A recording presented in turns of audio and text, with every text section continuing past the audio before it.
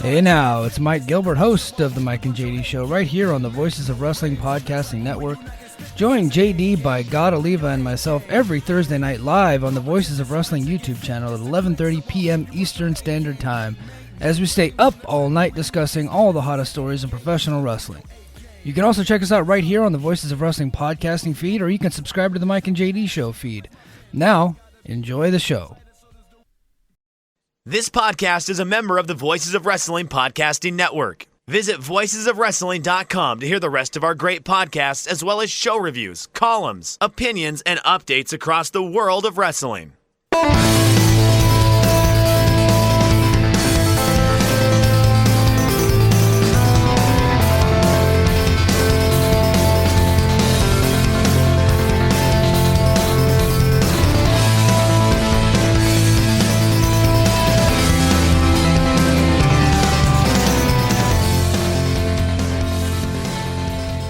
Hello everyone, and welcome to Music of the Mat Remix on the Voices of Wrestling Podcast Network. I'm your host, Andrew Rich, and today I am joined by a returning guest here on the show. He is a contributor at Voices of Wrestling and a member of the band Timeshares. It's Jon Hernandez. Hello again, Jon. Hey Andrew, how you doing? I'm good. How are you? I'm good. I can't complain. The weekend approaches. And I'm doing a fun podcast. Things are going well for me. Mm-hmm. Yeah, last time you were on was the Barry Horowitz Hanukkah special from a couple years ago, and now we're recording just a few days before the start of Passover. So we seem to keep meeting each other on the Jewish holidays here, Jon. Yeah, it seems like fate. Even looking at this list, I feel like inevitably our shared Judaism is bound to come up. There are a couple open doors. It was a huge honor to do the Barry Horowitz episode. I remember when you posted in the Slack about it, and I responded and I said something like, as one of the Jewish guys in the Slack, I'll volunteer if nobody else does. And I think you said something like, yeah, you were pretty much who I was waiting for. Yeah, next time we should do an episode at Rosh Hashanah or Yom Kippur, Purim, Sukkot, Simchas Torah, all the favorites. They're up for grabs. Yeah, but today's episode here is one that I picked especially for you, actually, Jon, and it's called Making Towns, and that's a term that wrestlers like to use when they're on tour and they're on the road, they're making dates, they're wrestling matches, they're seeing the country, seeing the world, and I figured it'd be a good topic for you since you're in a band and you also tour around and you make towns, as they say. The connection's pretty evident right there, although I imagine you take fewer bumps than wrestlers do, Jon. Yeah, most of the abuse I take on the road is emotional. It's as Kevin Nash said, the only things that are real in this business are the money and the miles. And I've never seen the prior, so I'm happy we'll mostly be talking about the latter today. I tried to also. I didn't really do a good job of it. I initially was trying to make a playlist based around cities that I've been to often in one band or another. And then as I was going in that direction, I realized that all my stories were like boring or like about a gas station. So I just picked good songs instead. But I have been to a lot of these places. I mean, we've talked before on this show over the years about, the common links between the wrestler and the touring musician, not just in terms of being touring performers, but also just the toll that it takes, physically, mentally, financially. I mean, I've read plenty of books about wrestling and about music and about how much of a grind it is to be on the road and to be away from home for long periods of time. And it's true for people, I think, coming up in the business and on the lower levels and indie levels. And I think it's true for the bigger mainstream stars as well. It's not the easiest life, despite any, any glamour you may see there, Jon, I guess. Well, I think there's as performing arts, there's always been a very there's been a lot of commonalities I always spotted between wrestlers and touring musicians. In fact, when I got older and came back to being an avid wrestling fan, it was a lot of my reintroduction was just meeting indie wrestlers, being taken to shows as like getting reintroduced to things by meeting people through the band and traveling around. And, I often tell people, the 2300, I'm in Philadelphia, the 2300 arenas here.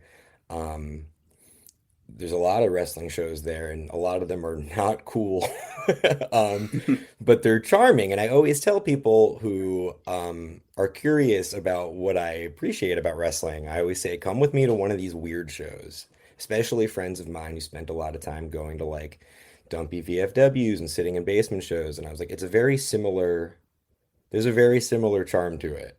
And the same goes for, how much you admire the spectacle at the higher levels of it. And that's even before you get to how much time you spend in a vehicle counting the hours. Yeah, I think most of us have had the fantasy of being a rock star or a famous musician. I certainly have over the years, but then I'll read like Our Band Could Be Your Life or Everybody Loves Our Town. And there's all these stories about being in a crappy van with no AC and no heat, and it's full of instruments, and you're playing gigs to like 10 people in a room, and the pay is awful, and guys are getting messed up on drugs and booze and whatnot, and you got to make 25 cities in 30 days or whatever. And it really does, it does burst that bubble of wanting that kind of life and that kind of career. And I do applaud the people who do stick it out and make it, because I don't think I could. It takes a lot of determination to, make that kind of life happen, John. Yeah, and now I'm getting older and I do it less than I used to. Through my 20s, I was saying yes to everything, filling in for people who would let me come on the road with them. My own band would go out a lot. And back then, before you can really feel what you're doing to both your life and your body, I would say, what's the issue? All I do is go around playing guitar. But if the band leaves for 6 or 7 days now, I come back feeling like I just climbed out from underneath a Mack truck. Um, so, nowadays I do really feel, especially because, when you're in your 20s and you go on some tours and things go nice for you a couple times, you have a couple lucky years, no matter how much you don't want to say it out loud, there's always a part in the back of your head that goes like, maybe the band's gonna make it. Maybe I can do something here. And then, now I'm old. I'm not that old. I'm in my mid-30s, but relatively speaking. And when that part gets removed from it, sometimes when I'm out in the middle of nowhere not getting paid well, I am like, yeah, this is mental illness. But I love, if you love it, you love it. It's always nice to go. When someone gives you $25, part of you still does go, all I had to do was play some guitar. That's not really true. You had to lug a bunch of shit around and mess your knees up in a van, but you're getting paid for the part where you played guitar. Well, for today's music, if it wasn't obvious by now, we are playing songs either about cities or towns, or have cities or towns in the title. It could be either or both. And we have 10 picks each, and a play-up song at the end as well. But John, you are the guest. You will go first. What's your first pick? My first pick, one of my favorite artists of all time. The reason I wear big blocky glasses. Elvis Costello. Elvis Costello was, in all the worst ways, pretty much his first 11 records or so were pretty much my whole personality in my 20s. This song is called Crimes of Paris, and it's from the record Blood and Chocolate. I heard that you fell for the hell to Hammersmith Blues. In a tiny torn up pieces of his mind, he's irresistible too. It's hard to say now if he's only stupid or smart.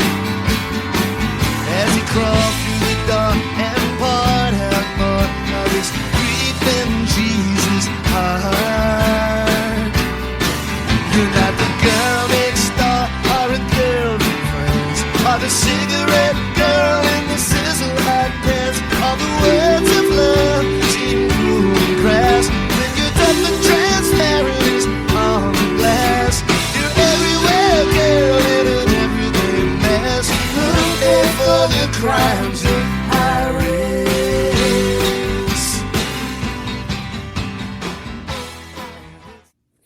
Yeah, Crimes of Paris is I mean, I could have picked any song from Blood and Chocolate for what I wanted to talk about, but Crimes of Paris obviously has Paris in it. Uh, a lot of people know the first run of Elvis Costello records. A lot of people know My Aim Is True, Armed Forces, that sort of thing. As that stretch goes on, he tries a lot of new stuff. Some succeeds, some fails. And Blood and Chocolate is this, it's his '86 album. It's this really raw, guitar-y, live sounding, just mean breakup record. Um, in fact, like, there's a famous performance at like one of the VH1 honors shows where Fiona Apple comes out and does the song "I Want You" from Blood and Chocolate, and it's so like eerie and just gnarly. So yeah, I always loved this record. Crime in Paris is just a really great pop jam on it. And it's always cool. The cool thing for this record, and I recommend it to people who don't like some of his more flowery stuff, is that he's just banging distorted chords and he's angry all over it. Yeah, I love it. Yeah, I don't know why. There's something so tickling about Elvis Costello saying the phrase "sizzle hot pants." It's very amusing. Also, it feels like he's half singing and half ranting with the way he's spitting out these words. He says the word anything in this song like he sneezed in the middle of it. I want to play the clip here. He never did anything she couldn't do on her own. Anything. Like, I had to replay it over and over again because I just kept laughing at it, John. So, You know, there's as a big Costello fan, there are a lot of songs that have moments like that. A buddy of mine from back home, he and I used to really love this song, New Lace Sleeves. And there's a part where he says white lies and grease paint, but he kind of like says it like out of his nose and it comes out like white lies and grease paint. And he and I used to just say that, and just make that noise at each other all the time. Elvis Costello is, if you want an embarrassing phrase said boldly and sounding like a cartoon character, he's your guy. Mm. I also learned that the album cover is a painting by Costello, and it's called Napoleon Dynamite, which is an alter ego of his, and apparently it has nothing to do with the movie that came out later. Jared Hess, the director, said it was a complete coincidence, and Elvis Costello was like, yeah, I don't believe that. Like, directly or indirectly, that came from me. And he's got a point, like, what are the odds, you know? Yeah, I heard about the Napoleon Dynamite thing for the first time reading his tome of an autobiography that came out maybe like 10 years ago. And there's no, how did the two words Napoleon Dynamite from a movie made entirely by nerds, there's no way somebody knew. I don't buy it. Mm-hmm. Well, my first pick here, this is from a movie soundtrack, the 1985 William Friedkin movie, To Live and Die in L.A., and the band that did the soundtrack here is Wang Chung. And I went with, of course, the title track, the theme song of the movie. This is To Live and Die in L.A.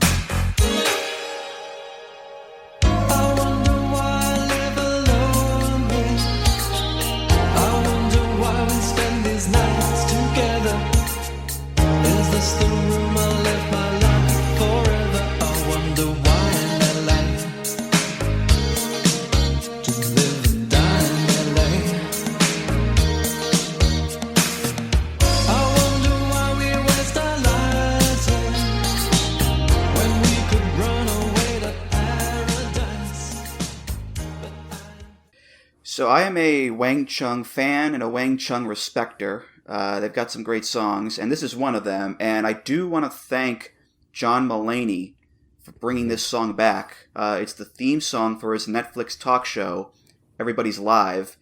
And the opening credits of the show copy the opening credits of the movie, this montage on the streets. And I love the song. The sound of it just hits me right in that sweet spot with the guitar tone, all the keyboard flourishes, and the bass rhythm, dun dun dun dun dun, and Jack Hughes' voice, and overall just a soulful, melancholic tone, especially with the lyrics about loneliness and feeling trapped by the city, which goes along with the mood of the movie as well. So. I didn't live in LA in the 80s, but this song does sound like LA in the 80s to me, John. So, I think, well, first off, as you may have guessed well, I guess I knew this song from the Mulaney show. Um, but prior to that, the only Wang Chung song I'd ever heard was Everybody Have Fun. Everybody Have Fun Tonight, I believe is the title. mm-hmm. So, I don't know anything about Wang Chung, except that their band name can also be used as a verb. Um, so this was a cool song, man. I think saying it sounds like LA it sounds like an action movie in LA. When I was listening to it, like the kind of song that plays in an 80s action movie when um someone's tying a bandana around their head and they're about to make, their final move. And you get like the overhead shots, steaming overhead shots of whatever city this takes place in. A little montage where someone's grabbing a gun off a wall, which is, uh, it was cool. It's not, I could Wang Chung to this song as well, I think. Are you you're like a Wang Chung fan in that, like, the records? I know a few of them. Yeah, I'm not a big fan of them, but I know more than just two songs by them. So, Well, that makes you probably in the top 1 percentile of Wang Chung fans in the especially at country. my age, I guess. So, yeah. Yeah, yeah, for sure. Wang Chung fans are dying off left and right. Mm. This was cool. This is one of two times you hit me with a big 80s, I don't know, spoilers, of course, a big 80s one-hit wonder, and I was very surprised at what I got. This song kicks ass. It makes me wonder what was going on. Like many one-hit wonders, um, I often wonder what's going on the albums that a song so cool came out. And often I'm let down. But so far, Wang Chung 2 for 2. Mhm. This is a cool pick. I recently read William Friedkin's autobiography, and he talked about how when Wang Chung came on to do the soundtrack of the movie, he told them, "I don't want a theme song. Don't give me a song that's called To Live and Die in L.A." And they went ahead and did that, and they made this song, and he liked it so much he put it in the movie. So the power of Wang Chung is undeniable, John. So there you go. Oh, yeah. And that is really a dying art. Where a movie comes out and when the credits roll, a song that shares the title with the movie and loosely outlines the plot or themes of the movie plays, we Mm. gotta bring it back. I always think like the song St. Elmo's Fire. I can't listen to that song. He's saying the name of a movie at the chorus. But if it plays during the credits of St. Elmo's Fire, we're all going wild. I also, like Good Enough by Cyndi Lauper, the Goonies are good enough. They made her call it, the song's not about the fucking Goonies, but it was a different and better time. So when the record label said, you're calling this fucking song The Goonies are good enough, you did it. Uh, we got to bring it back. And I applaud Wang Chung for who agrees with me so strongly that they defied the orders of William Friedkin. Mm. Amen. Amen. All right. What's your next pick there, John? My next pick, I said I would afford myself one obnoxious, kind of obscure song from a band that I'm friendly with and love. And this is mine. This is the one time I'm doing it.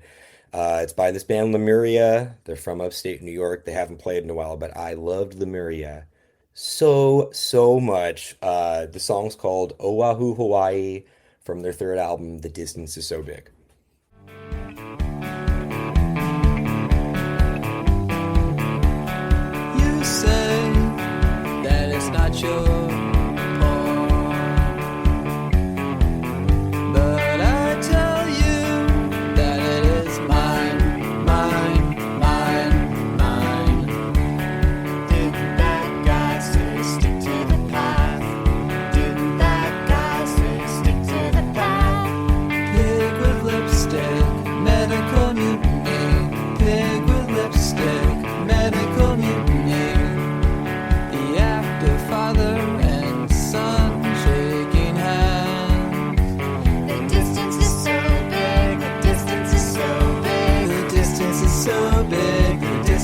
so big.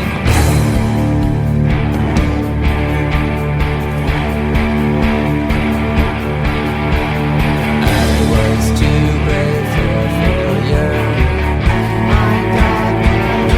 I was too brave for failure. So Lemuria came up in a punk scene. Their first record was called Get Better. And people adored that record. And I talk about it like this because I was like playing shows with and around them back then. And and then they kept making records coming up in a punk scene that would veer out a little more and more. And this record, The Distance Is So Big, is so great. Oahu, Hawaii is such like a strange arrangement.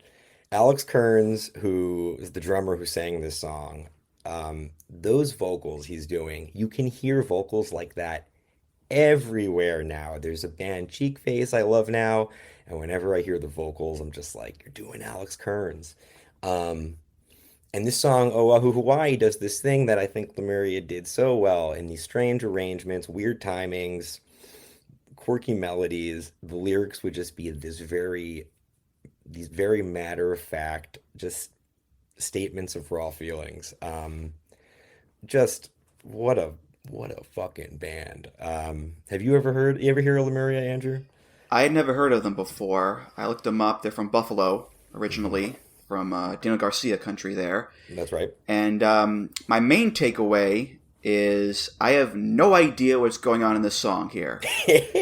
All these random-ass phrases, pig with lipstick, medical mutiny, the act of father and son shaking hands, the distance is so big, the painted desert is still dry. It's like a Bray Wyatt promo. Like, what the hell's going on here, John? Help me out here, come on.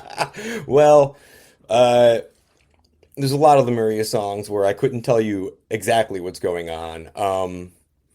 And it's funny, too, this comes up in another song on my list where a bunch of phrases always stick out to me. And, I have this image of what the song is about from the lyrics that stick in my head.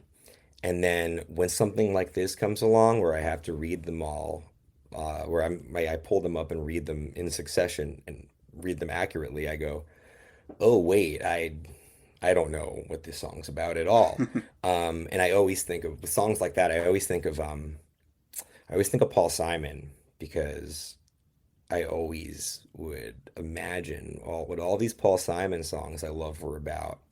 And then being a nerd for Paul Simon, I would go seek out some interview where he would talk about whatever song I was obsessed with at the moment. And invariably, he'd always be like, yeah, I just thought those phrases sounded nice together. I thought they might evoke a feeling. And I'd be like, oh, I wish I didn't read that. So maybe, this song's another example of that where I thought it was a thing. The act of father and son shaking hands line is like the thing that was always in my head. So in my head, this was always, I don't know what the Hawaii part was. I thought he was saying something about his dad or something. And over the years, I was like, what a sad, beautiful song. And then when I read the lyrics, I was like, what a song. Yeah, I did watch the video for this on YouTube. Oh, the animated one? I like it more than the song. The animated one, that I think I didn't see it back when the record came out. I saw it years later. That thing is cool. Yeah, it's a guy rowing a canoe down a river, and it's all one shot, and there's all these pretty landscapes and locations and images. So, yeah, the video gets a thumbs up from me. The song, more of a confused shrug, I guess. So, yeah. Fair. As I've learned, as someone who has ranted about this band to anyone who will listen, I've gotten that confused shrug about their later records from others as well. All right, well, my next pick here, this is a band from Birmingham, England, called Editors. And this is one of their big hits that takes the name of a German city. This is off of their 2005 album, The Back Room. This song is called Munich.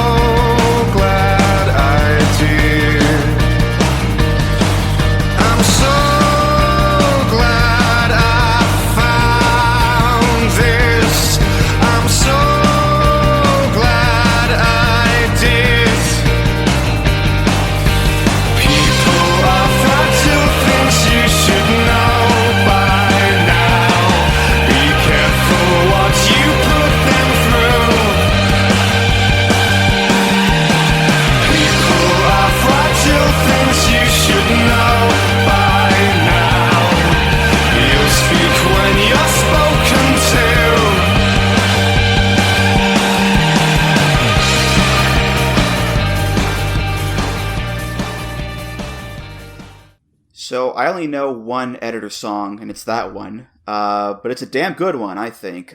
If I had to describe the way it sounds, I would say Interpol's British Cousins. You know, that very, very similar 2000s post-punk revival vibe there.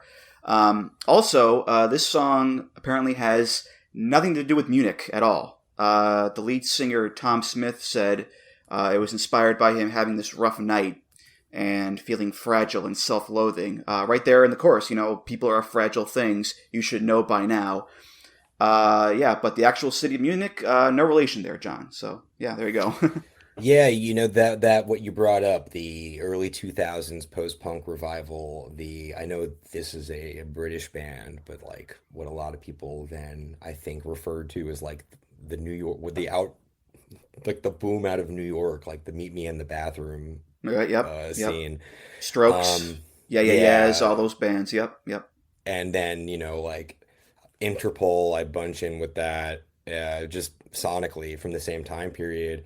And it's funny, I have a strange relationship with the whole genre, because I'm from New York, but I was, you know, like 13, 14 in that time period. And I remember all this stuff coming out, but like you had to know someone cool like to like get into this stuff. I was not cool enough to get these songs, to get these bands. And it's like a whole world that I never revisited as I got older and well, less cool, but more open. I never heard of Editors though. This song was cool. I mean, to me, it's not because it's of that world sonically. It kind of bounces off of me. But I definitely get what's going on here. But yeah, to this day, I got blind spots from this world that like embarrass me. Like I don't know a single LCD Sound System song. I don't tell anyone. I just nod when they reunite, and I go, "Cool." So yeah, I don't know. How did you hear this song? I can't remember where I first heard it. It might have been the radio or somewhere like that, or another podcast. But it just grabbed me. I just like the sound of it. And I have a quote here from the lead singer, Tom Smith. Munich was written in Birmingham before we were signed. Why it's called Munich, I have no idea. There is no story behind the title. It was just a stamp to give our song. So yeah, it could have been called Poughkeepsie. It could have been called Tuscaloosa. It could have been called anything there. So, you know, whatever, yeah. On the circling back to getting your ass beat financially on the road, I did have my debit card number, I think, yoinked from a sketchy ATM that I used in Munich on tour once. Oh. And I always remember the phone call I got with the alerts of what they thought was fraudulent activity with my bank account. Because as a touring musician who just returned from Europe, I was embarrassingly broke. And I remember I got an automated alert of 3 different attempts to take money out of my account. And the first one was like $300 denied. The second one was like $200 denied. And then the last one was $40 denied. And then they just gave up. So I win this one, Munich. Cool. Well, all right. What's the next pick there, John? My next pick, Randy Newman. I got really into, I knew the big Randy Newman records, sort of, the one with short people on it, stuff like that, his soundtrack songs. But I got really into this record, Good Old Boys. And this is a song from that. This is Birmingham by Randy Newman from the album Good Old Boys.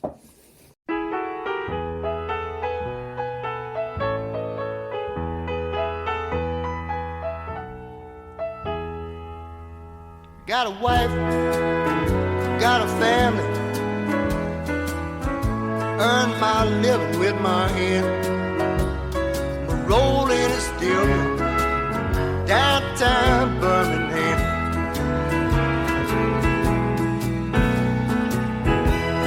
My daddy was a barber, the most unsightly man. His born in Tuscaloosa. They died right here in Birmingham. Birmingham, Birmingham, the greatest city in Alabama. You can travel across this entire land. There ain't no place like Birmingham.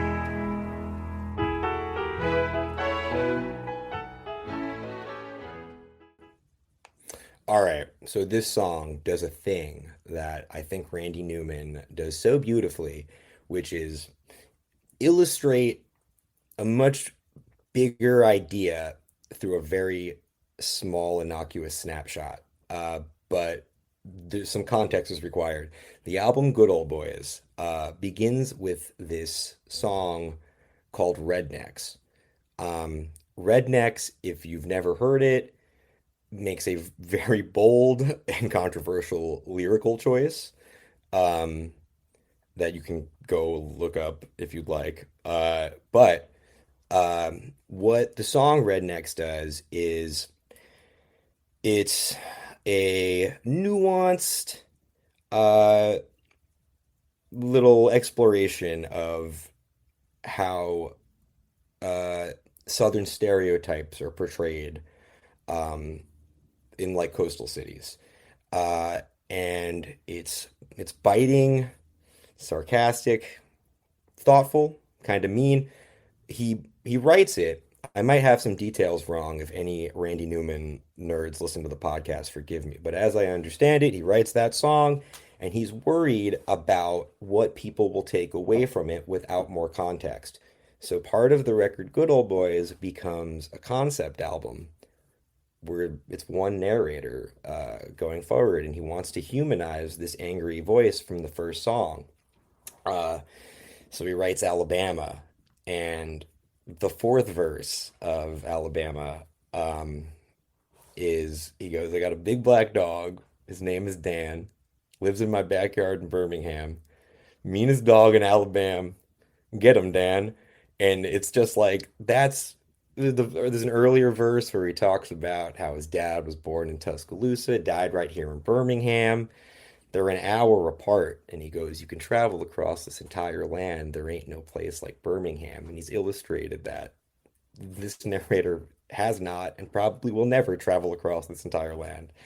And it does this, the song after this is this song called Marie, about the narrator's marriage falling apart. And it all just does so much with these little snapshots, especially in the context of that run of songs. And I can't recommend it enough. I really fell in love with Randy Newman over the past couple years. You a Randy Newman fan, Andrew? My Randy Newman reference points are I Love L.A. Yes. Which you also could have picked. Short People, Toy Story, the theme song to Monk, and Will Sasso's impression of him on Mad TV. Those are my Randy Newman touchstones right there, John. The cigarettes between every finger. The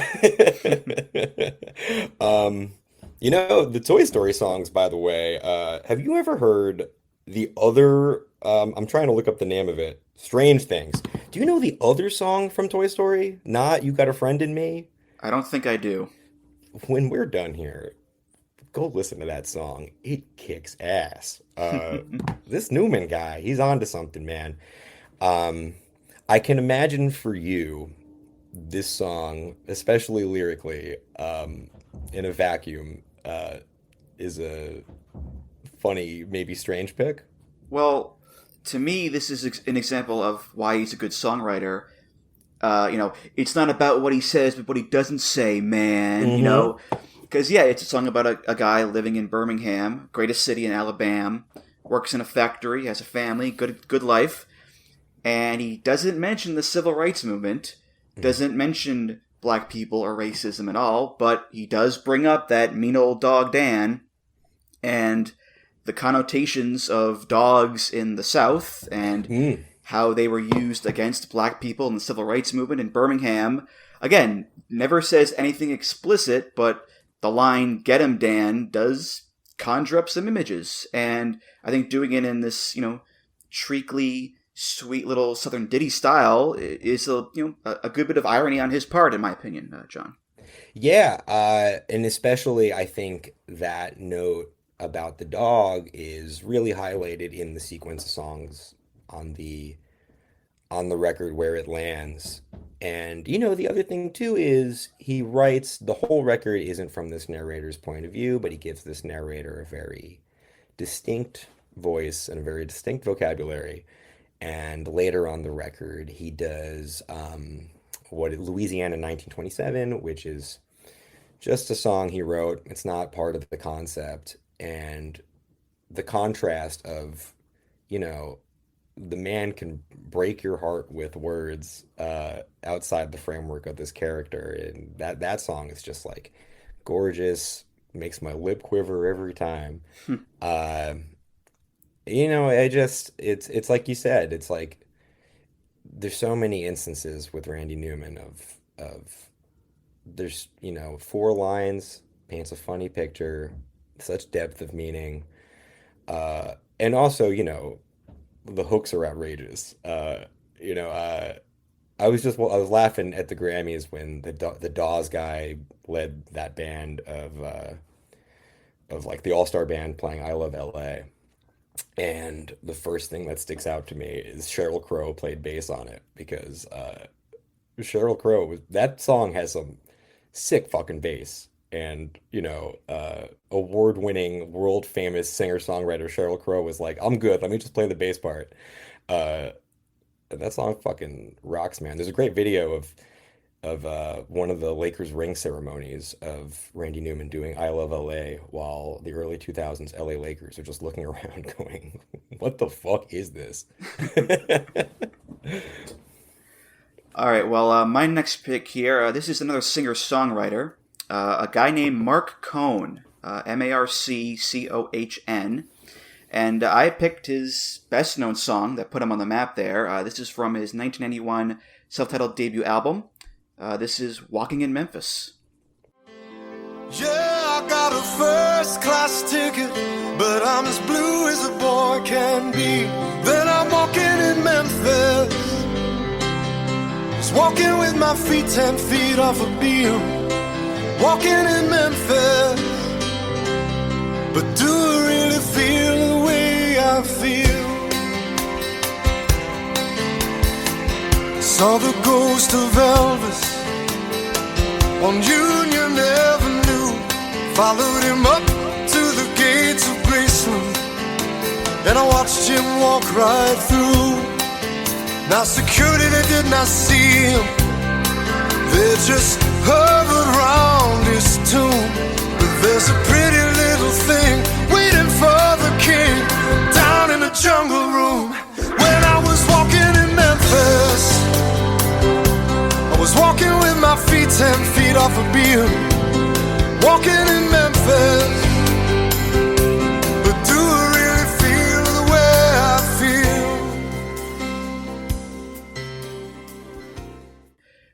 So first of all, Mark Cohn, a nice Jewish boy there, which is why we get the line, "Tell me, are you a Christian child?" And I said, "Ma'am, I am tonight." You traitorous bastard! How could you? And around Passover, no less. But seriously, though, great song, very moving, very soulful, and based on a real story, too. Mark Cohn was not happy with his songwriting, wasn't happy with his career. He was kind of going nowhere, and then he goes down to Memphis for inspiration, and he watches Al Green, the Reverend, conduct a sermon, and he was so moved, he was crying. And he went then afterwards to the Hollywood Cafe in this small town outside of Memphis to see this lady named Muriel Wilkins perform. And they actually perform together and do all these gospel songs. And all these moments, of his trip are in the song, and they became the song, and it made his career. And it just goes to show that you don't have to be Christian to, do and appreciate gospel-style music. It's about, the feeling more so than the faith, I suppose, John. You just made me like this song more than I ever did. I didn't know any of that. When he goes Reverend Green, I didn't know he was talking about Al Green. The thing here, uh, don't hate me. I say this lovingly toward Marcone and the song. I just always hated walking in Memphis. It's just it's like the production, it's like there's this time period of songs that this fits into like so perfectly for me that like they only made music like this for like 3 years between like 1990 and 1994 maybe, and it's like this right now by Van Halen, the Thunder in Paradise theme song, the Baywatch theme song, um kind of King of Wishful Thinking by Go West, like plinky plonky pianos and choir vocals come in. This one doesn't have it, but sometimes there's steel drums. And this kind of music, the Goof Troop theme song is kind of like this too. And it's just in this time period. And it's like it's New Jack Swingish in the brevity of time it was made. Um, but it's walking in Memphis, man. It's like the CVS anthem. I feel like I'm waiting for my pharmaceuticals right now. Um, you don't know. Do you know any other Marcone songs? I don't. This is pretty much his only big hit. It's only top 40 Yeah. hits, so yeah. I was But just it's a wondering good if this one. was It's a like good one. it's. So I mean, it's memorable. I mean, if someone's talking before he says there's catfish on the table, I say, hey, wait, quiet down for a second. I got to hear this line. Um, But yeah, I was hoping that like Wang Chung, you'd surprise me and be like, no, I fucking love Marco. well, if I'm being honest, I almost picked a Cher cover of this song. She does a great cover of this, a little more pop oriented, Ooh, okay. and I almost picked that one because it's in an episode of The X-Files called The Postmodern Prometheus, and the ending of the episode takes place at a Cher concert, and Mulder and Scully are dancing to the song. It makes me emotional every time I watch it. I can't lie. So we almost got Cher on this They episode. go to there, a John. Cher concert and she's playing Walking in Memphis? It's not actually Cher. I think they offered it to her and she turned it down. But it's like a Cher lookalike that they pretend is Cher. But it tugs at the heartstrings. I can't help it, man. I'm sorry. Oh, I gotta look this up. I could see Cher putting some extra pizzazz, some zest, some heart into this number. hmm hmm All right. What is your next pick there, John? Um, what are we up to? I see now. This is uh I think the highest compliment you could pay the album Rumors by Fleetwood Mac is that it's so good that they cut this song from it. So this is Silver Springs by Fleetwood Mac. Tell myself you never loved me. No, don't say that she's pretty. And did you say that she loved you? Baby, I don't wanna know. Oh no. Can you tell me, was it worth it? Baby, I don't wanna know.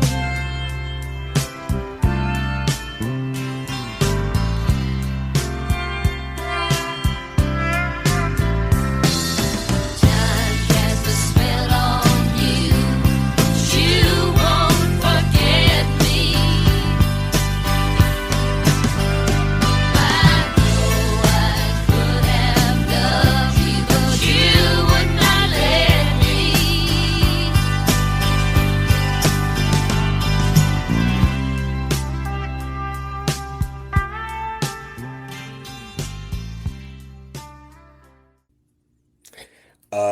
Silver Spring is the name of the town in Maryland that people believe the song is named after because uh, once they said it was named after Stevie Nicks said she saw the name of the town on a highway sign and named the song after it. Silver Springs with an S at the end is the name of the song.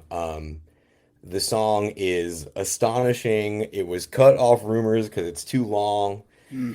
Uh, and I, even now I listen to Rumors and I go, some of those middle tracks, I go, would I have cut this to make room for Silver Springs? Uh, there's I forget they did that lot. When they split, they have the period where Lindsey Buckingham is replaced by two young dudes playing Jackson Dinky guitars.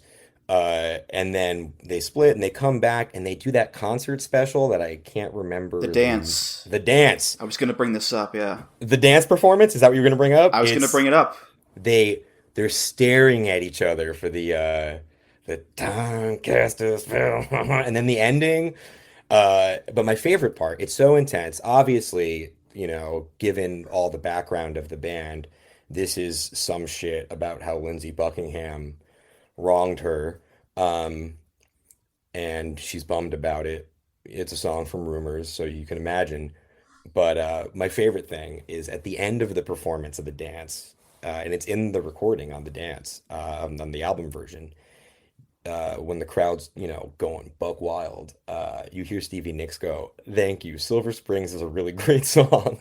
And I'm like, yes, Stevie, it is. They shouldn't have made you cut it. Oh, I'm sorry. I'm sorry I stepped on the dance toes, but I'm glad you've seen that performance, Andrew. Well, I was going to say, this is one of those songs where you just want to go back in time, go up to Fleetwood Mac and scream in their face, "Put this on the album!" Because it's the B-side to Go Your Own Way, and it's the response to Go Your Own Way. It's Stevie's side of the argument between her and Lindsay and their relationship imploding. And it's such a great fucking song, but yeah, because of time constraints, they left it off. It is on the deluxe version, but not the original. But man, take off I Don't Want to Know and stick this on there, and I think the album will be even more beloved and acclaimed than it already is, John.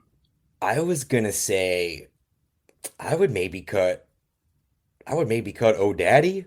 I think I That would. one too, yeah. Yeah, I would take this over Oh Daddy. No disrespect to Oh Daddy.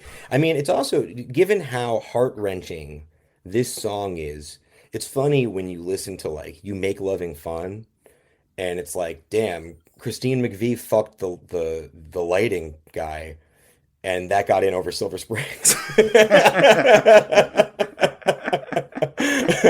Damn, Stevie, that sucks. Yeah, it's astonishing. It's an astonishing song. I actually opened the track list to see if I would. This is the most obvious stupid thing. Sky is blue, water is wet. Rumors is really good. Pretty good. Pretty good. Pretty good record, yeah. Yeah. But yeah, if you're going to listen to this song, listen to, or watch, I should say, the live version from the dance. That's kind of the main takeaway here. Because, yeah, they are just staring daggers at each other at the very end of the song for like a full minute. And Stevie is singing, "You'll never get away from the sound of the woman who loved you." And the camera just holds on them staring at each other. It's so intense and so amazing. So yeah, at the cost of their relationship, we got this amazing song and amazing album. So there you go. And it's got all these parts. You know how like some songs have like ad libs that you just are like, it's the best part of the whole song. The "Was I such a fool?" I could Kool-Aid Man through the wall when that part comes on. Yeah, it's the best. It's the best. I'm so happy these guys all fucked each other and their crew and made records about it. What a gift to all of us. Mm-hmm. All right, we'll go from Silver Spring, Maryland to Belfast, Northern Ireland, the home of one Fit Finlay. And this band is not Irish or from Northern Ireland. This is Simple Minds. They're Scottish. And this song is from their 1989 album Street Fighting Years. And the song is called Belfast Child. Come back, Billy. Won't you come on home? Come back, Mary. You've been away so long. The streets are empty, and your mother's gone.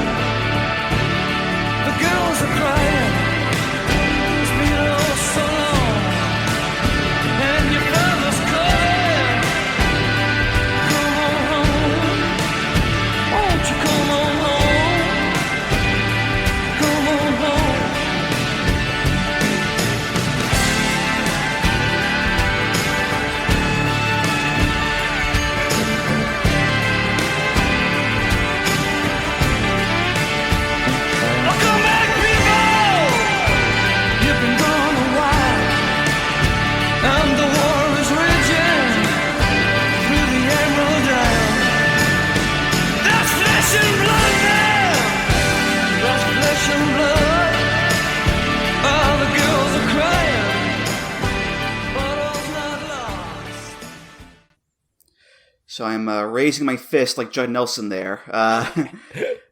Simple Minds, yeah, a band that I realized in college was more than just the Breakfast Club band. They have plenty of other songs besides Don't You Forget About Me, and this is one of them. I think an amazing song, obviously inspired by the Troubles and the bombings and all that stuff. And the music is from an Irish folk song with different lyrics.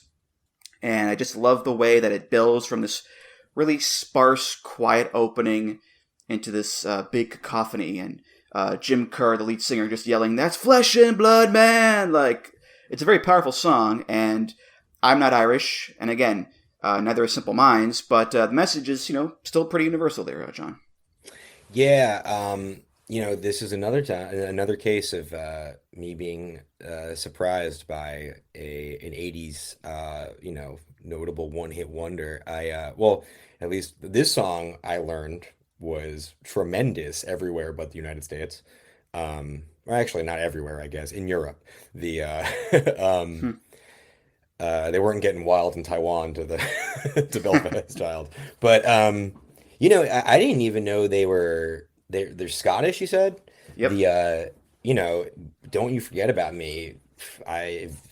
They could have all been wearing eyeliner. You know what I mean? I had no idea what was going on with Simple Minds. I'm at a loss about this. The song that, like you mentioned, I think, as it builds up to that ending just rocks, which is a word I try to avoid using, but sometimes a part just calls for it.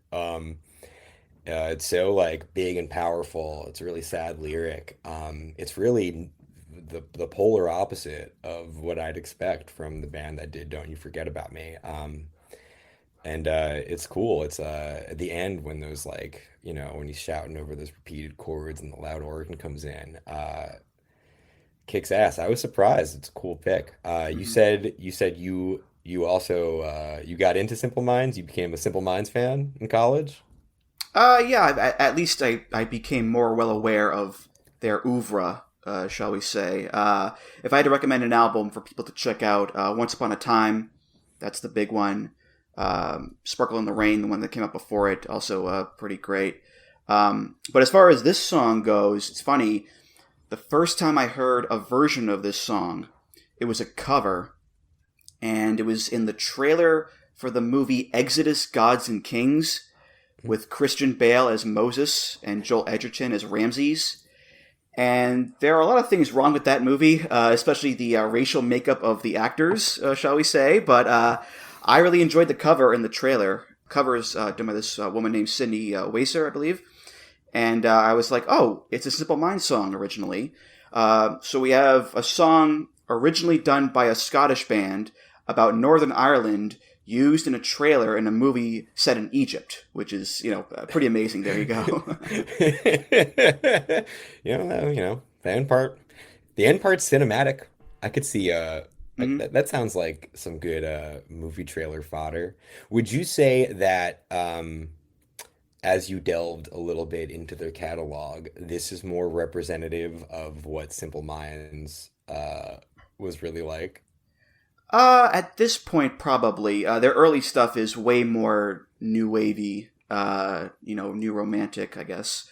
But as they delved on into the 80s, they got a little bit more mainstream, a little bit more regular rock, I suppose. But this is definitely them. The whole album is more political, and just in general. Yeah, it's still good stuff. I still give it my thumbs up there. So there you go. But oh yeah, Simple Minds. All right. What's your next pick there, John? It is, I believe, Lucinda Williams. Is that what's next on my side of the list? Correct. That's cool, correct. Cool. All right, I tanked this intro. Duh. Now Lucinda Williams, just the coolest. Just the coolest voice.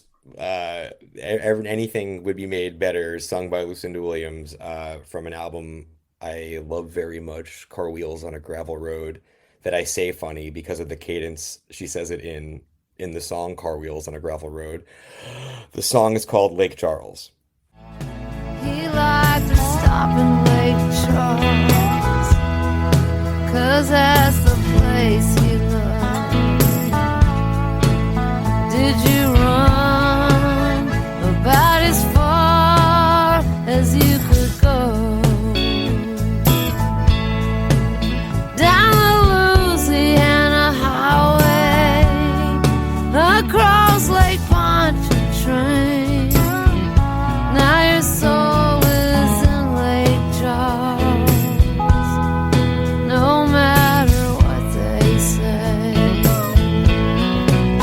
Did an angel whisper in your ear, hold you close and take away your fear in those long last moments?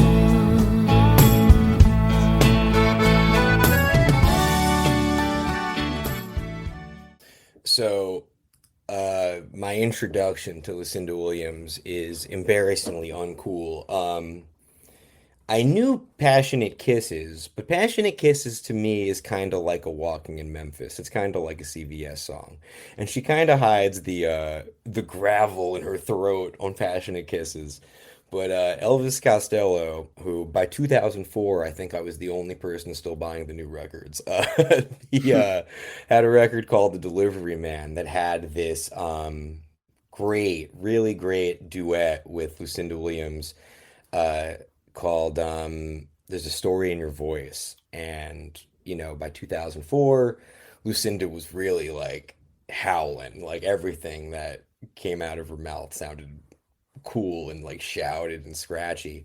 Um, so from there, I went back to her her old stretch of late 90s records that people love. Cartwheels on a Gravel Road is probably the record of hers that most people shout out, if not the self-titled.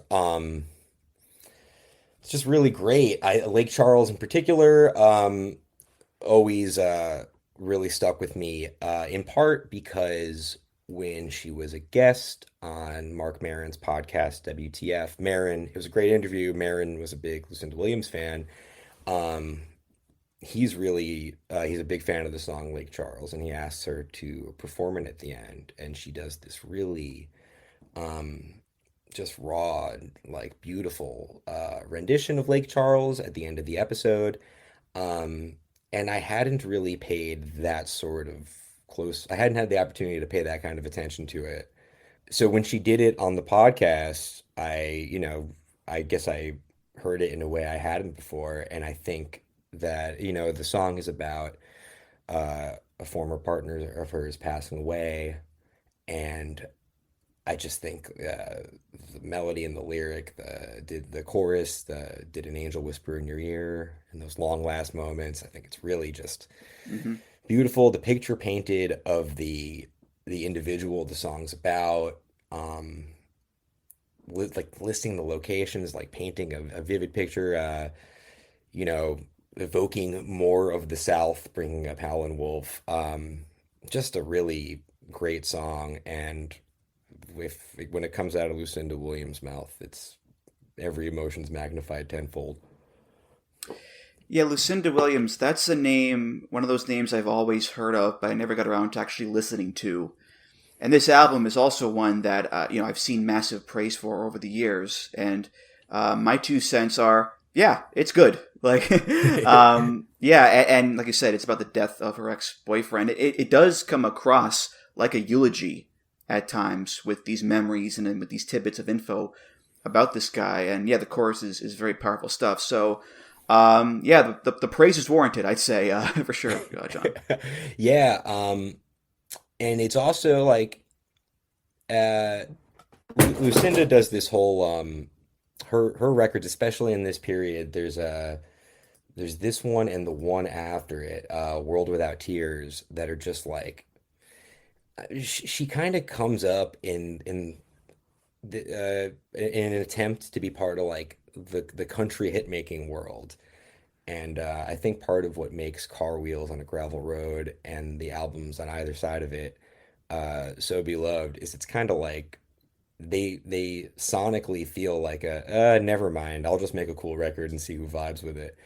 Uh, and they're just like they just sound live and cool. They sound very like they sound like you're in a bar with a band playing. Um, I love it. Can't rec if you're into all this, it might be, I don't know if it's come across yet, but I'm into a lot of Americana bullshit. So, if you too are into that, I can't recommend that string of Lucinda Williams records enough. Yeah, I looked up this album, and it's co-produced by Steve Earle and Roy Bittan, which ain't too shabby right there, and won a Grammy for Best Contemporary Folk Album, went gold. It's got Emmylou Harris on it, and on the Wikipedia, there's a quote from Lucinda Williams about this album, and it's just one sentence. The album was a total clusterfuck. Because I guess she didn't like her vocals, and then she had to like re-record them all, and took it took a lot more time, and yeah, so that's her opinion about the album, I guess. So there you go. You know what I wonder. I'm not confident enough in my familiarity with her catalog to say this um too strongly, but I felt like this period is where she kind of like the effort to kind of hide the gravel in her voice goes away, and I wonder if there's a feeling of like, am I allowed to do this, that she kind of has to work through. um I don't know. People love this clusterfuck. It's a good clusterfuck. All right, well, my next pick here, this is another cover, and originally it was done by Ian Hunter, but this version is done by the Presidents of the United States of America, and this is off of a compilation album called Pure Frosting, and it's a song called Cleveland Rocks.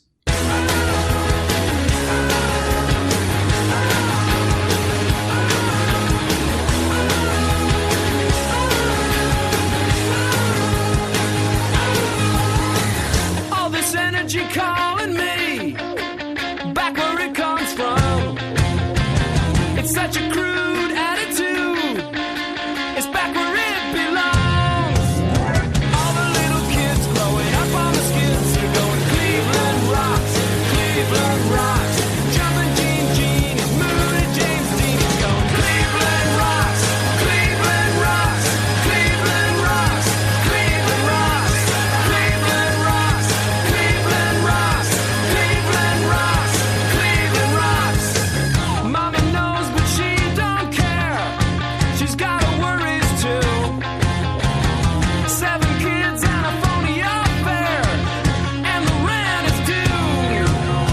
All the little chicks with the crimson lips go Cleveland rocks, Cleveland rocks. Living in sin with a safety. So the only other President songs I know are the ones that everyone knows, Peaches and Lump, the hits. But the reason I picked this song is because it holds a very special place in my heart, because it was one of the theme songs for the Drew Carey Show, starring WWE Hall of Famer Drew Carey. And I would watch reruns of that show all the time as a kid. And that intro with everybody running out of the building and having a party and a barbecue, and Drew Carey lip syncing to the song and going "Ohio" at the end, that burned into my brain, and I still have a fondness for that show and the song. I don't really have a fondness for Cleveland. Never been there. Have no plans to go there anytime soon. But for this song, though, I love it, John. I love this song so much. So the Drew Carey Show, it was when a show's in syndication for that long, you see a lot of it. But relative to sitcoms of the time, I haven't seen that much of the Drew Carey Show. But I do think that the opening sequence of the Drew Carey Show is Hall of Fame, all-timer shit. Both iterations of it that I'm familiar with, because I know there's the early seasons. I think they're the earlier ones, where there's this subplot where Drew's trying to get a hot dog the whole time, and they change it later because they add more like big choreography. And the one where they're in the hot dog version, they like go. There's a big sequence in an Indians game. But in the hot dog version, when they all run out of the building, one of the first things that happens is Drew runs up to a hot dog cart that's also running with all the people, and he gets bumped and never gets to eat the hot dog, and that's how the whole thing starts. And part of the dance number outside of the stadium, that's not in the later version, has everyone like mimicking biting a hot dog because he hasn't gotten a hot dog yet. That gag is like as good as anything that's in the show. It's so good. The song fucking rules. I knew it was an Ian Hunter cover. What I didn't know was that the Ian Hunter version is his second version of the song. He initially recorded is it England Rocks? I think it's England Rocks. And that recording kicks ass. It's so much better than his Cleveland Rocks. Having said that, the President of the United States recording of this song is immaculate. Like the 3/4, they like crank the volume of that and make it part of the hook. It's like barely audible in the Ian Hunter version. The is so loud in the President of the United States version. I love this recording so much. I also love this time period being like theme songs that were re-recordings of great power pop songs of the 70s. I know where you're going with this. Yep. That 70s show? In the Street. In the Street, yep. Cheap Trick, Cheap baby. Trick doing Big Star, yep. Let's bring it back, baby. That and movie theme songs. We got to get them both back. Also, the other President of the United States of America hit is their cover of Video Killed the Radio Star, which is also really good. These fellas cover the hell out of a song. This was my favorite thing you put on the playlist. I looped this over and over and over. And for those who may be wondering, why Cleveland Rocks? Why is the Rock and Roll Hall of Fame, the museum, in Cleveland? Why did Huey Lewis say the heart of rock and roll is in Cleveland? Well, it's because the DJ, Alan Freed, who coined the name rock and roll, did so in Cleveland. And it's also where they put on the first major rock and roll concert back in the day. So the more you know. There you go, John. So. You ever been to the? You say you've never been. I've never been to Cleveland. You've never been to Cleveland. No. The Rock and Roll Hall of Fame. You're the target audience. You got to get in there. It's so cool. It really is like they let bands in for free. They might be stricter about it now, but the whole thing used to be if you brought like a copy of your CD, they'd let the band in. And everyone who's like been on tour has done it. So whenever I go to Cleveland, I want to do it. Everyone's too cool for it now. But I think rocking around the Rock and Roll Hall of Fame is so much fun. I spend a lot more time in Cleveland now than I used to because our guitar player in the band I've been in all these years, that he joined 7-8 years ago or something.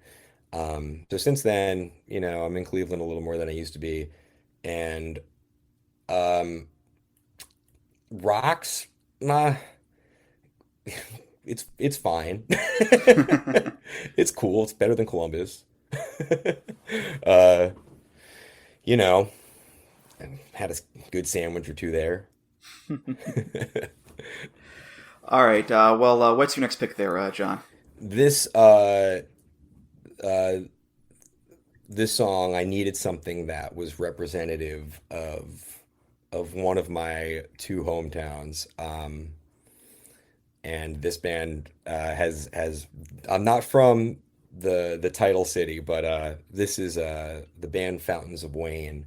The song is from the album Welcome Interstate Managers. I think I have that right. Yep. And it's called Hackensack.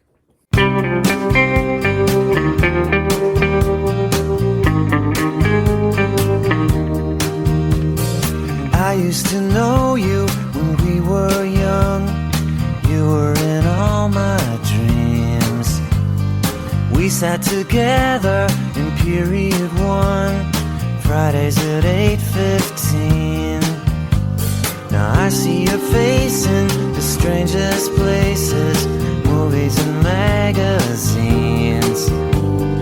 I saw you talking to Christopher Walken on my TV screen. But I will wait for you as long as I need to. And if you ever get back to Hackensack, I'll be here for you.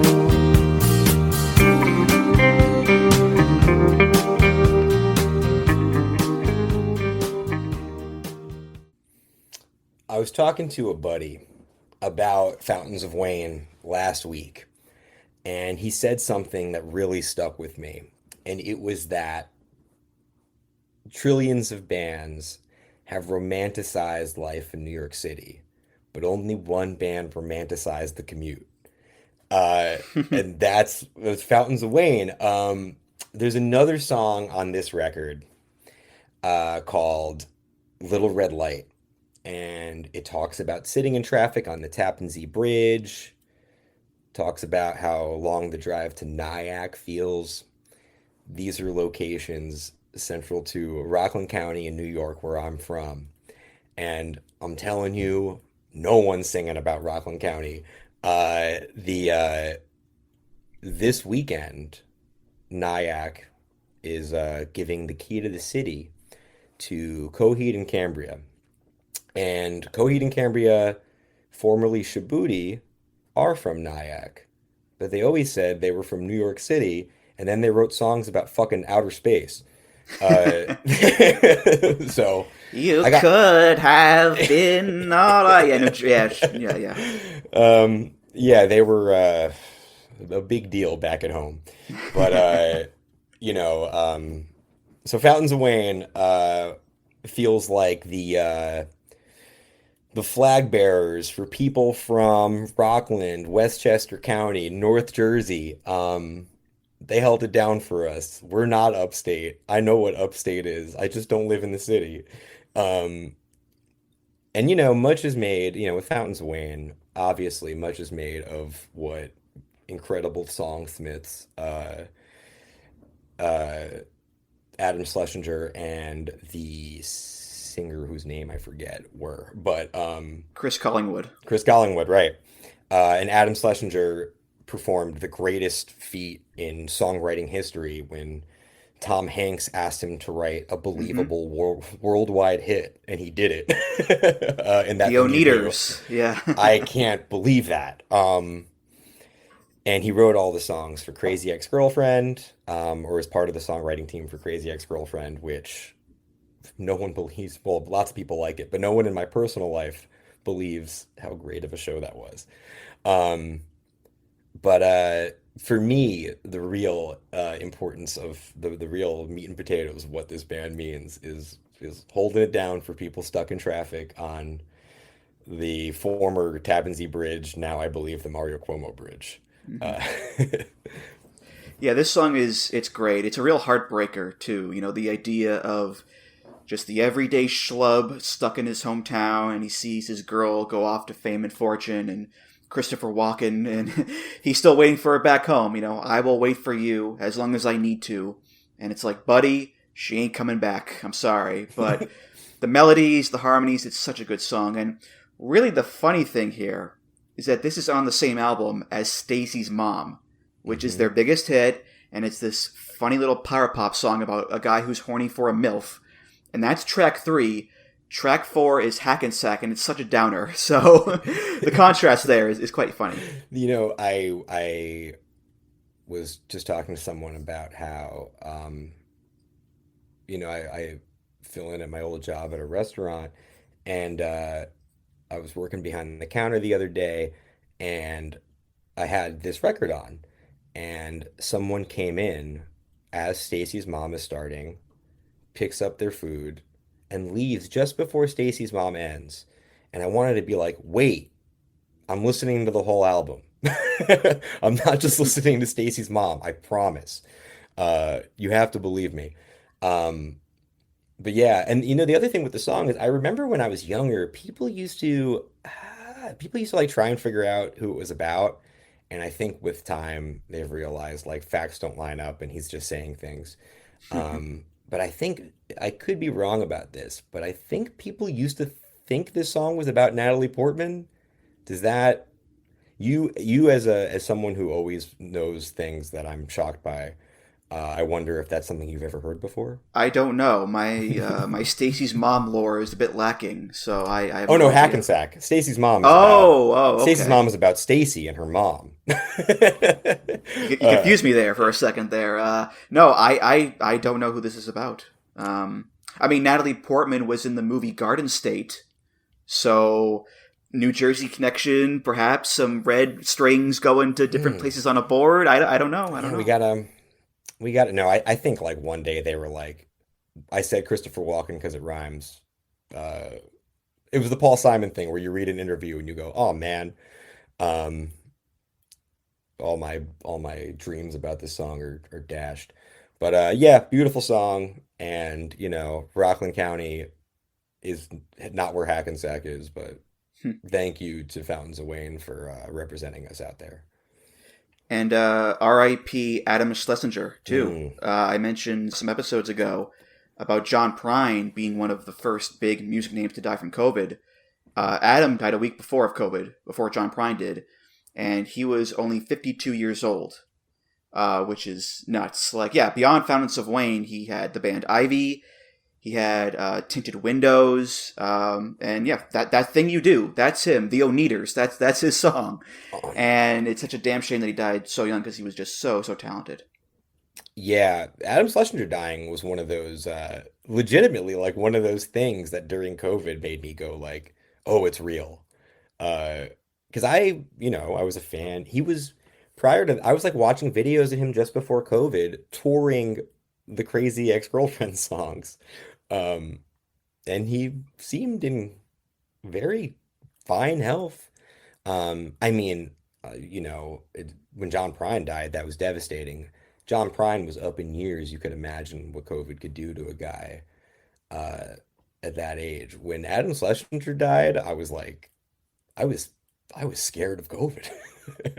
I don't know why I'm laughing, but yeah, no, I was. That was very sad when Schlesinger Hmm. died. Definitely, definitely. All right, now on to something very different. Let's inject some rap into the proceedings here because we have Ice Cube, Dr. Dre, Eazy-E, MC Ren, and DJ Yella. That's right, it's the National Wrestling Alliance, and they are taking us straight out of Compton. Straight out of Compton, crazy motherfucker named Ice Cube. From the gang called niggas with attitudes. When I'm called off, I got a sawed off. Squeeze the trigger and bodies are hauled off. You too, boy, if you fuck with me. The police are gonna have to come and get me off your ass. That's how I'm going out. For the punk motherfuckers that's showing out. Niggas want to mumble, they wanna rumble. Mix 'em and cook 'em in a pot like gumbo. Going off on the motherfucker like that. With a gat that's pointed at your ass. So give it up smooth. Ain't no telling when I'm down for a jack move. Here's a murder rap to keep ya dancing. With a crime record like Charles Manson. AK-47 is a tool. Don't make me act a motherfucking fool. Me and you can go toe to toe, no mate. I'm knocking niggas out the box daily. Yo, weekly, monthly, and yearly. Until them dumb motherfuckers see clearly that I'm down with the capital CBT. Boy, you can't fuck with me. So when I'm in your neighborhood, you better duck. Cause Ice Cube is crazy as fuck. As I leave, believe I'm stomping. But when I come back, boy, I'm coming straight out of Compton.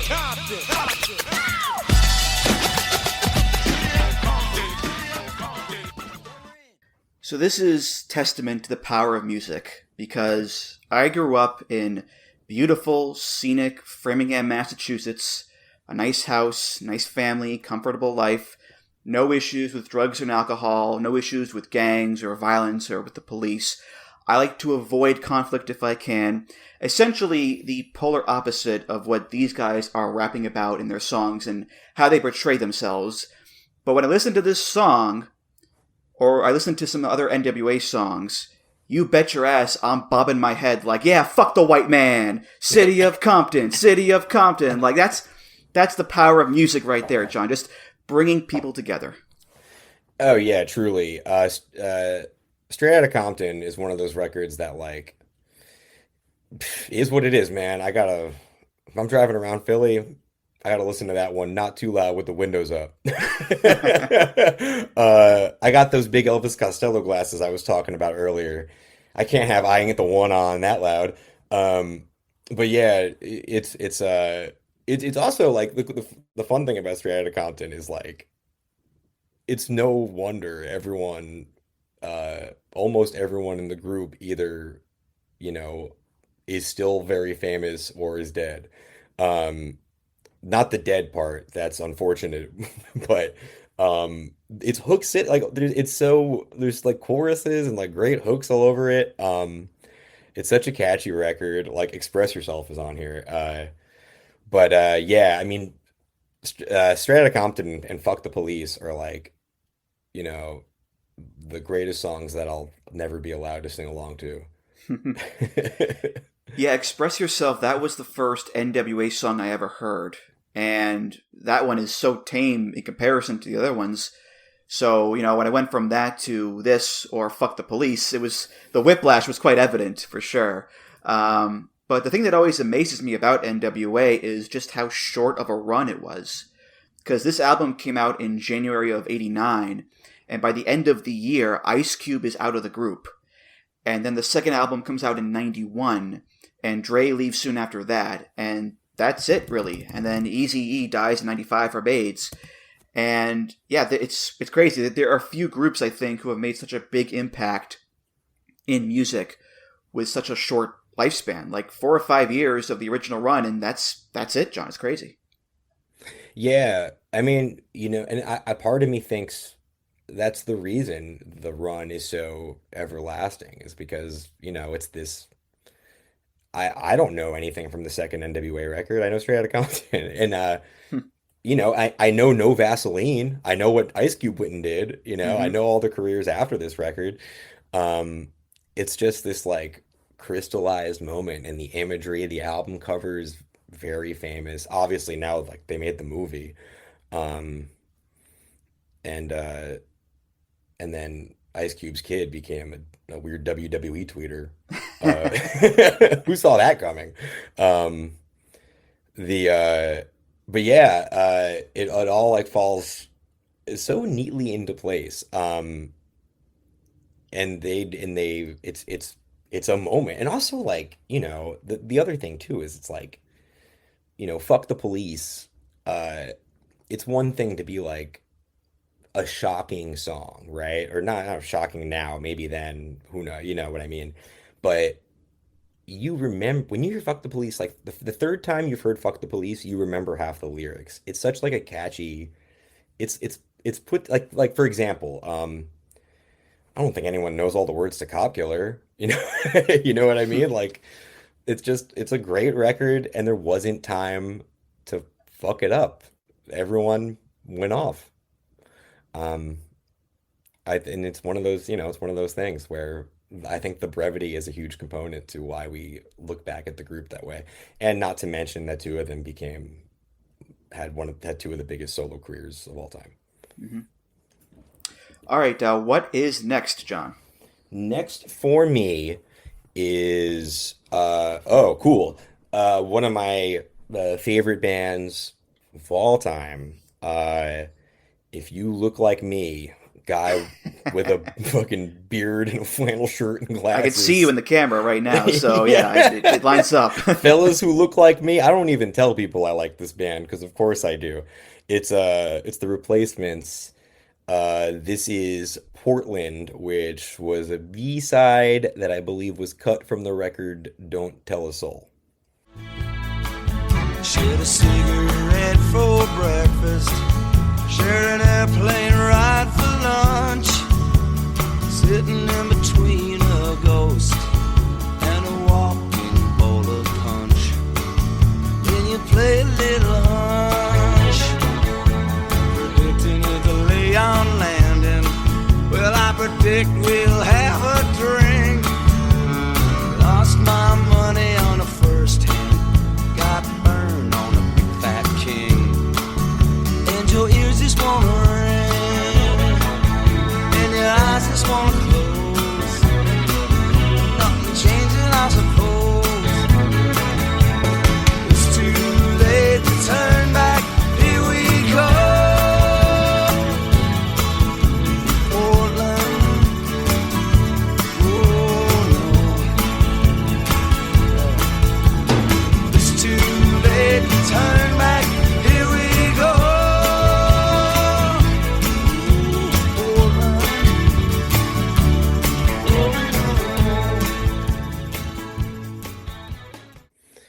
So from what I understand, the song Portland uh, is the no band mythologized themselves better than the Replacements did. And when you think of all the bands I include in that, like I'm talking about bands like Kiss. Uh, I'm talking. Now I'm blanking. I was going to say Leonard Skinner, but I guess the plane did that.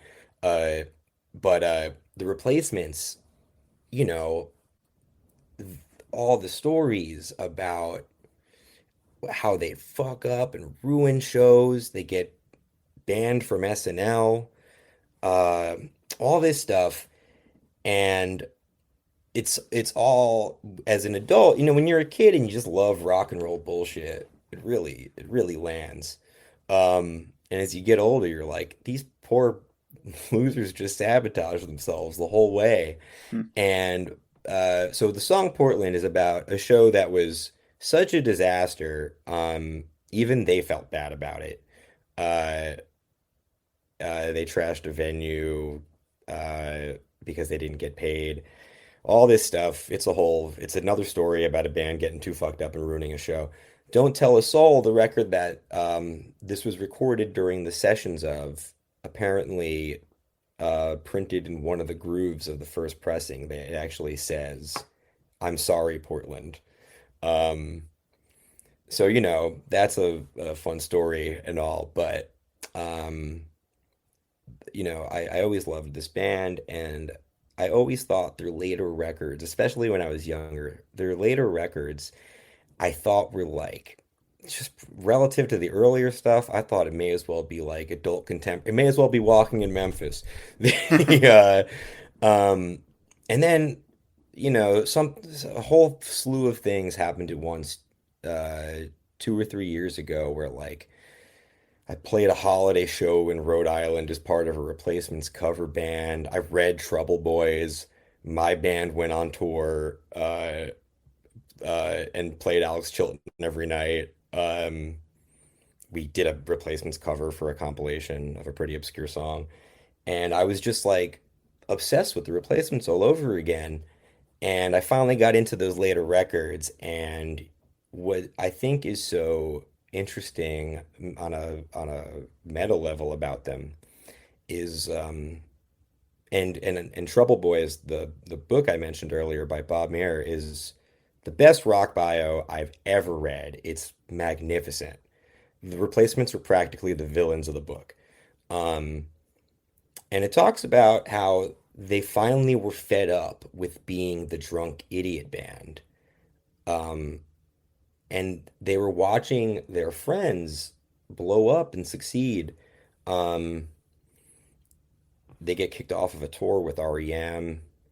The Georgia Satellites, that's my favorite one. The Georgia Satellites blow up, and they were friends with the Georgia Satellites. And the Georgia Satellites hit is "Don't Tell Me No Lies and Keep Your Hands to Yourself," which is a charmingly stupid song. And you could imagine Paul Westerberg, the singer and songwriter of the Replacements, watching his band get cited as an influence to all these huge bands, and they're all more successful than him.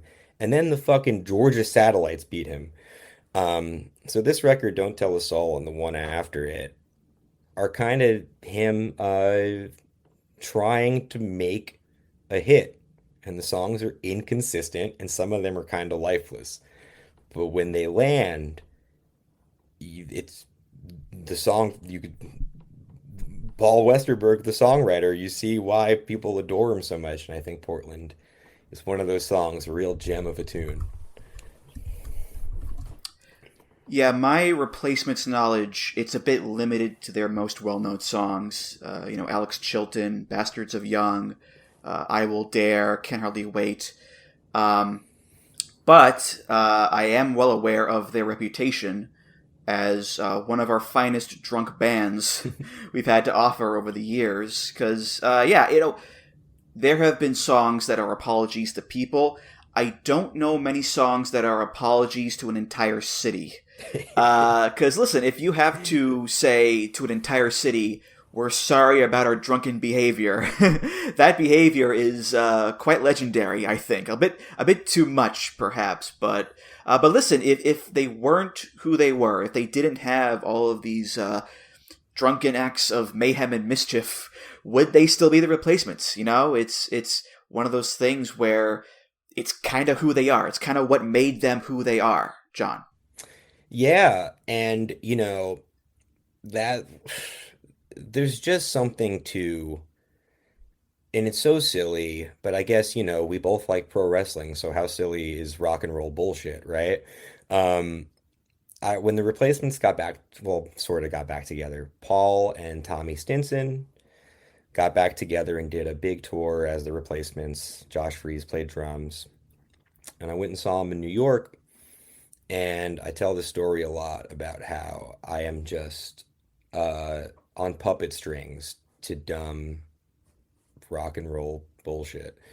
They're playing, and I thought this would be a big moment for me, but I'm having a great time. They sound great, and I was just thinking, I thought this would like emotionally strike me in a harder way than this.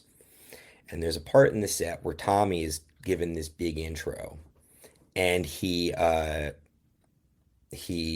finally gets to whatever song he was introducing. He says it, and he does like a 1, 2, 3, 4, and steps back and hits the first note.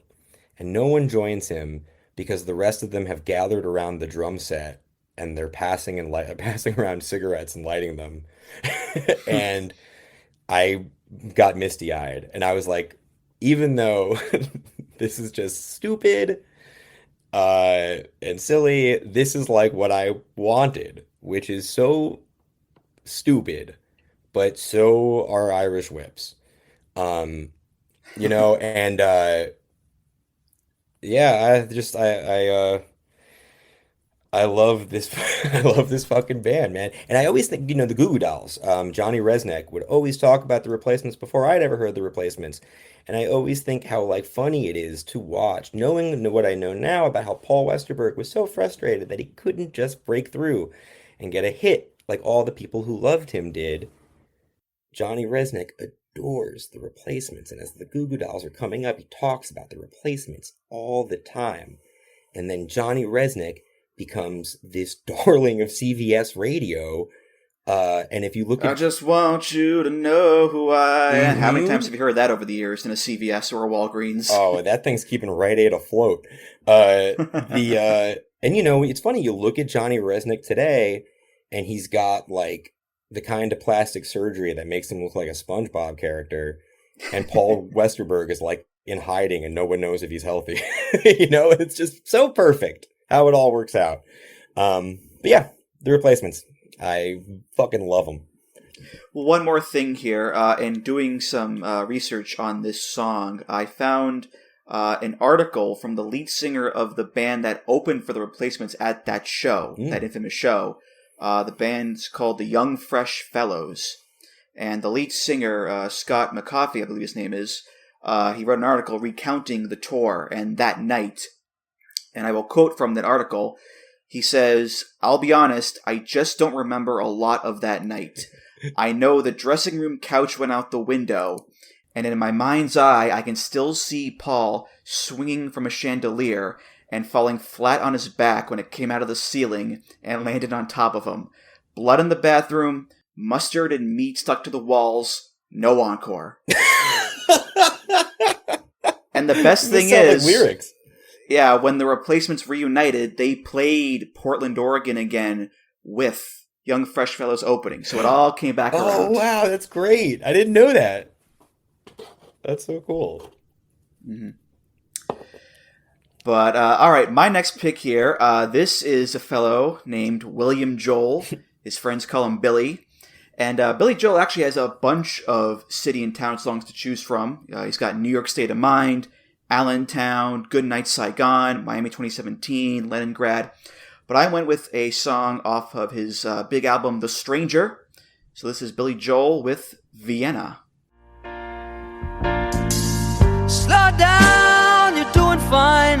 You can't can't be everything you wanna be before your time. Although it's so romantic on the borderline tonight, tonight. Too bad, but it's the life you lead. You're so ahead of yourself that you forgot what you need. Though you could see when you're wrong, you know you can't always see when you're right. You're right. You got your passion, you got your pride, but don't you know that only fools are satisfied?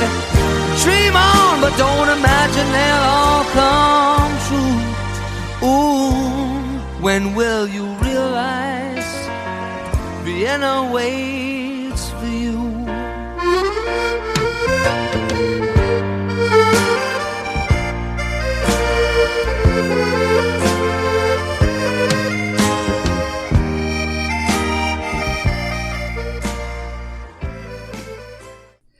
So that Billy Joel, man, he's got some talent. He's going to make it in this business, I think. Yeah, that's one of my favorite songs of his, and it's another case of it not actually being about the city of Vienna.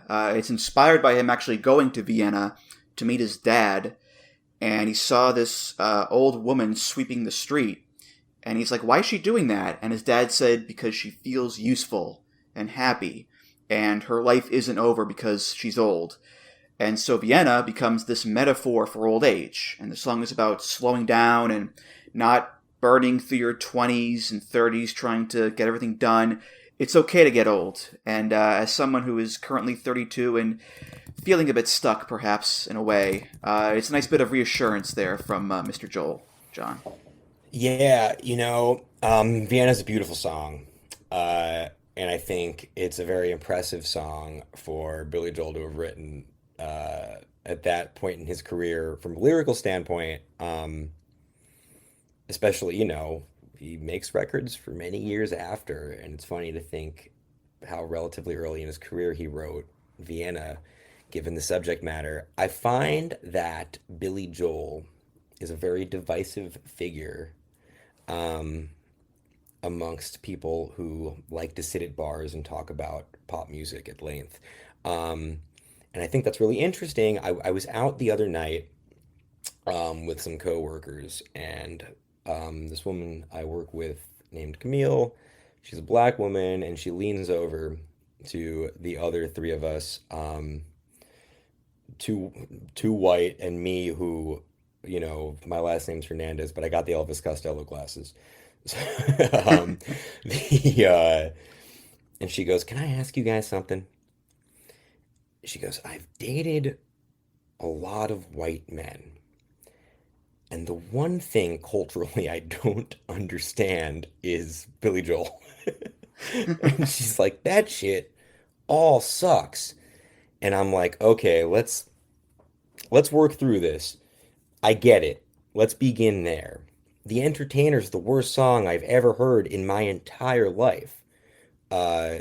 There's a lot of issues here with the catalog. You may be right. I like it. I'm from the suburbs in New York. You kind of have to like some of these songs. And we're just going through the catalog, and one of the guys at the table goes, yeah, but Vienna, though. And the three of us who aren't Camille go, oh, yeah, Vienna, you kind of can't fuck with Vienna. And he doesn't, there's not a lot of songs in the catalog that I would like get on the shield for, I would die on my sword for Vienna. It's magnificent, and it ages better than the rest of his catalog. I imagine Camille was like, Vienna, these white boys are tripping. What the hell is going on here? Well, later on, are they under some spell or something right now? What's going on? We were like, so what did these guys you dated like? And she was talking about how one of them was like really into new metal bands, and she was like, I liked Meshuggah, and we were like, oh, you got fucking bigger problems than Billy Joel. Don't leave Billy Joel alone. But yeah.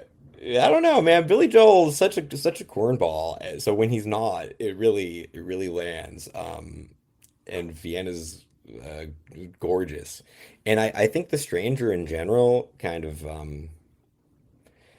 is arranged and produced in a way that really has staying power. And if you go in either direction in his catalog, he makes some really weird, tacky. Billy Joel is the cross section of like working class and like Broadway. So like what you get in the middle is just a person I would not want to hang out with. And he's from Long Island. So I don't know if you've met many people from Long Island, but I don't really like talking to them either. Uh, so like, it's a tough sell. It's tough. Either you love him or you hate him. But Stranger's a good record. Well, you've made an enemy out of Maura Johnston there with the Long Island comment, because she's a recurring guest on this show, and she won't take too kindly to those words about Long Island there, John. So, Oh, look, I had to practice at Huntington Station a lot. Just nothing but Henzo Gracie Jiu-Jitsu and fucking tank tops, man. Nothing doing over there. Traffic. Well, it's funny. There's another song I could have picked that's also called Vienna by Ultravox, which is also a great song, and I thought about picking that one, but I went with Billy Joel instead. So maybe next time for Ultravox song Vienna. But Yeah, in Allentown, we could have had a good time with Allentown. oh yeah, like I said, plenty of songs to choose from Mr. Joel there. But all right, what's your next pick there, John? My next pick is by the band, the band. It is from their self-titled record, also known as the Brown Album, and it's called Look Out Cleveland. Look out, Cleveland, storm is coming through, and it's running right up on you. Look out, Houston, there'll be thunder on the hill. Bye-bye, baby, don't you lie so still. Chain lightning, frightening as it may seem. Let's not be mistaken for just another dream. Justice of the peace don't know his own fate, but we'll be down in the shelter late. Look out, Cleveland, storm is coming through, and it's running right up on you. Look out, Houston, there'll be thunder on the hill. Bye-bye, baby, don't you lie so still. Yeah, the band just rules. Look at Cleveland. So the Brown Album is their second album after songs from Big Pink. And the lore around this band, I think, is just like incredible. They're everybody's backing band. Ronnie Hawkins, Bob Dylan, um, just an endless list of and then one day they just say, let's write our own songs. And they're called the band because they were everyone's backing band. Four Canadians and a guy from the South, just doing, stuff from the Americana folk, world, all nerds for the blues and stuff. And it's just like, my favorite records by the band are live albums of theirs. The Last Waltz is obviously the big one, their farewell show. That was a movie by Martin Scorsese. And Rock of Ages is my favorite of the band live album. And I always love their live stuff because they're just like, they're a machine. Um, if you ever watch like interviews with any of them except Robbie Robertson, they're all just like cave people. It looks like they just got done eating rocks for breakfast before they walked in front of the camera. But they're just robots as a band. And I always like Robbie Robertson. I remember like I watched an interview where he gets asked about like the legacy of the Last Waltz, and he goes, "We played for 5 hours and we didn't mess up once." It's just the coolest band. And Lookout Cleveland is just such a rocker. It's in the Brown album came out in like 1969, I think, and you are hard pressed to find songs that go that hard from before 1970. Um, yeah, I picked it thinking that this is another one of those cases where I never actually read the lyrics. I thought the song was about Cleveland, Ohio. I think it's about Cleveland, Texas. Yeah, the Wikipedia page mentions this too, because there is a Cleveland, Texas in the greater Houston area, and the lyrics name drop Houston, and it's a southern boogie woogie kind of song. So yeah, I believe they're talking about Cleveland, Texas, which not as well known as the one in Ohio, but they did get a song about them by the band, which is pretty cool. Yeah, not bad, Cleveland, Texas. I look forward to visiting now that I know. Uh, but yeah, this whole record front to back, the Brown album, I love it. And much like I was saying about the Replacements in my prior song, it's just one of those bands where like the songs are good and the lore makes them larger than life. Um, you a big Last Waltz fan, Andrew? I haven't delved into that all that much. I know of it, of course. I know the big stories behind it with some of the old uh, party favors, I guess you might say, backstage and all that fun stuff. But no, my band experience is again a little on the hits side more so than the deeper side. But I of course I know all the hits, and I know that we also just lost Garth Hudson a couple months ago, and he was the last original member left. And I think there's only two other guys left who have been in the band overall. All the original members are gone. So Oh no, they're all dead. He was the last one. no, I mean like beyond the original members. Oh, like Only people two who. other guys who have been in the band throughout the entire history of the band are still alive, I think. Oh So shit, I didn't even know there were as others. far as Okay. I know. So yeah, it's pretty sad that they're all gone. But again, we're talking about a band that was around back in the '60s. So it's at this point it's not a big shocker there. So Yeah, I used to uh work every from time to time at this theater in Tarrytown, in New York, right over the aforementioned Tappan Zee Bridge, and great old theater. And Levon Helm came and played, and I was aware that Levon had continued touring despite being in relatively poor health. I knew he had I think he had throat cancer. Um, and I actually was one of the two people who loaded in his drums, and I remember just thinking, like, can't wait to tell everyone I loaded in Levon Helm's drums. And then he was like, uh, he played one more show after that, and he was like dead 45 days later, I think. And I remember from that night, he didn't sing most of the set. Um, and I thought that was just he doesn't sing anymore, or he doesn't sing the whole set anymore because he doesn't have the stamina since recovering from cancer. Had no idea he was still sick. He sang a new song at the end that was about mortality, and the only full band song he sang was Ophelia.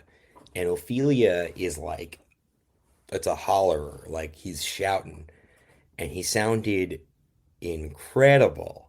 Um, Pitch perfect, playing and singing, sounded amazing, and he was dead 40 something days later. And I think about it all the time, that guy was practically on his deathbed singing Ophelia in the Tarrytown Music Hall. Uh, if as if anything could make the mythology around that band in my mind any bigger. also an actor, I believe. He's also in Coal Miner's Daughter. He was in The Right Stuff. Mm. So yeah, big career for that guy and the band in general. So yeah, good on him. But all right. So my next pick here. This is a fellow named Sufjan Stevens. I think the name is. No, it's Sufjan Stevens, and he wrote an entire album about the state of Illinois called Illinois. And if you're going to have an album called Illinois, you should have a song called Chicago. I fell in love again. All things go, all things go.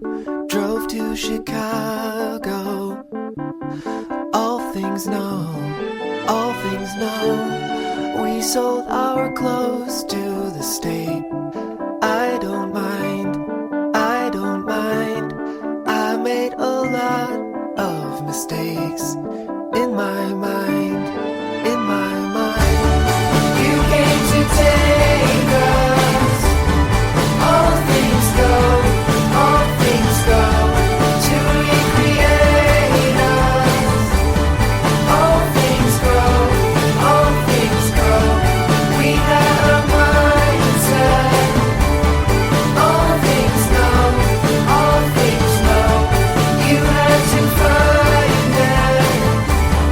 All things go, all things go. I drove to New York. Yeah, that's an amazing song. I've only listened to this album by his, and it's a cute concept for an album, an entire album about the state of Illinois and these people and events and from there. And there are some crazy-ass song titles if you look them up. But to me, this is the big home run of the album. It's a more personal song about his experiences, and I love the strings, I love the horns, the glockenspiel, the background singers, and the chorus, all things go, all things... It's a beautiful song, and I've been to Chicago 3 times for AEW pay-per-views, and it does make me want to go back, John. It's such a great song. Yeah, Sufjan Stevens is mostly a funny blind spot for me because I have so many close friends who always loved him. If I'm not mistaken, this record was initially the first in what was going to be an attempt to write a full-length album about every American state. It was, I think, the second one. His first one was Michigan, which is where he's from. And he later said he was joking about that, which is good because how many songs can you write about North Dakota or Wyoming? So Yeah, but that West Virginia, I was waiting for West Virginia.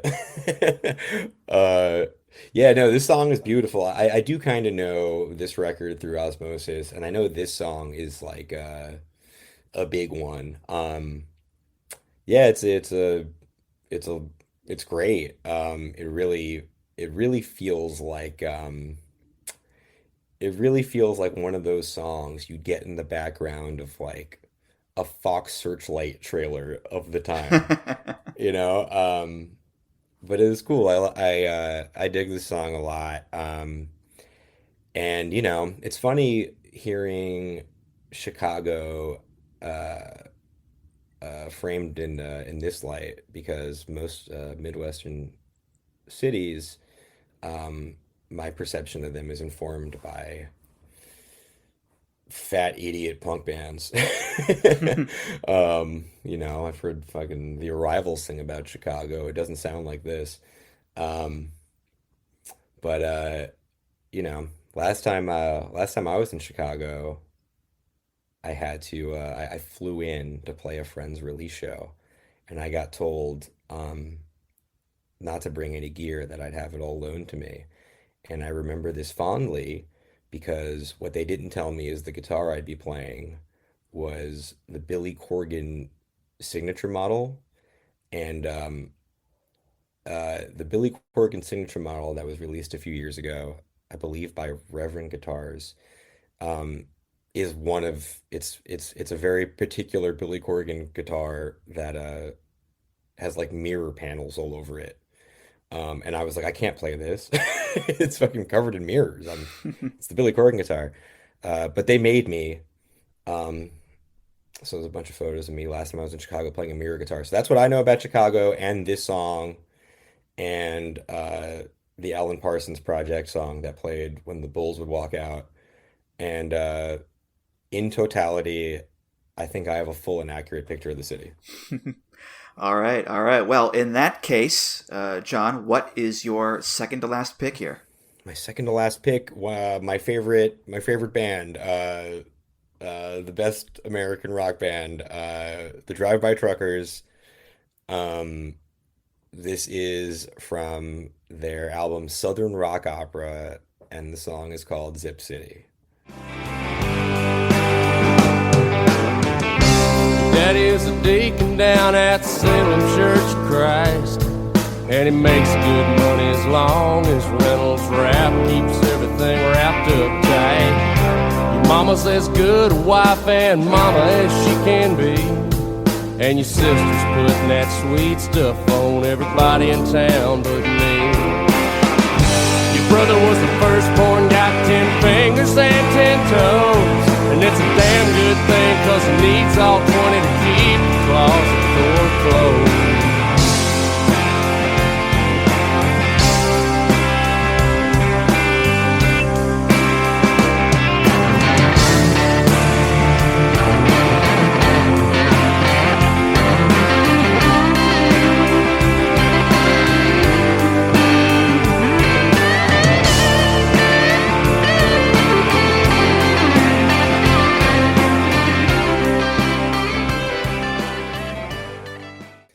So, the Zip City is one of my favorite songs I've ever heard in my entire life.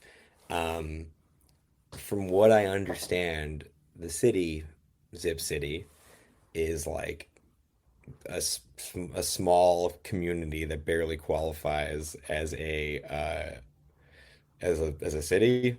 In Alabama, which I think is fantastic for, like, the very rural small town vibe being described in the song.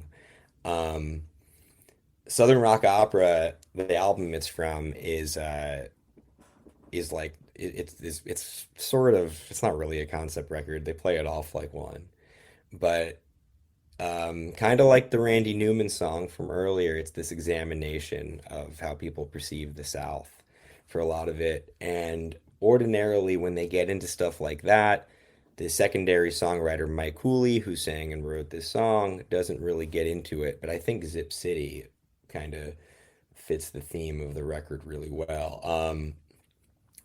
It's just really beautiful tune, where there's so many lines in it that just like stick in me. You're only 15, girl, you ain't got no secretary, and for granted is a mighty big word for a country girl like you. uh, just it's in the ending, the I got 350 heads and a 305 engine. I get 10 miles to the gallon. I ain't got no good intentions. When they do that shit live, ooh, fantastic. Southern Rock Opera, they just celebrated, I don't know if it was anniversary or just a re-release, but they just went on tour playing that record front to back, and it's a long record. And I went to 3 dates on the tour, and it's just great. Beautiful band with a dumb fucking name, who will just blindside you with songs like this. This is the opposite of other songs I've talked about, where when I actually read the lyrics in sequence, I was let down. This is Zip City's just a perfect little story of a song. And I sure hope you liked it. Yeah. Well, I don't know about that. I've got some thoughts about this one. Yeah, Drive-By Truckers, another case similar to the Lucinda Williams, where I've heard the name. They have this big catalog. I've heard almost none of it. But again, I've heard the praise for this band and this album in particular, and it is indeed quite Southern in terms of both music and lyrics.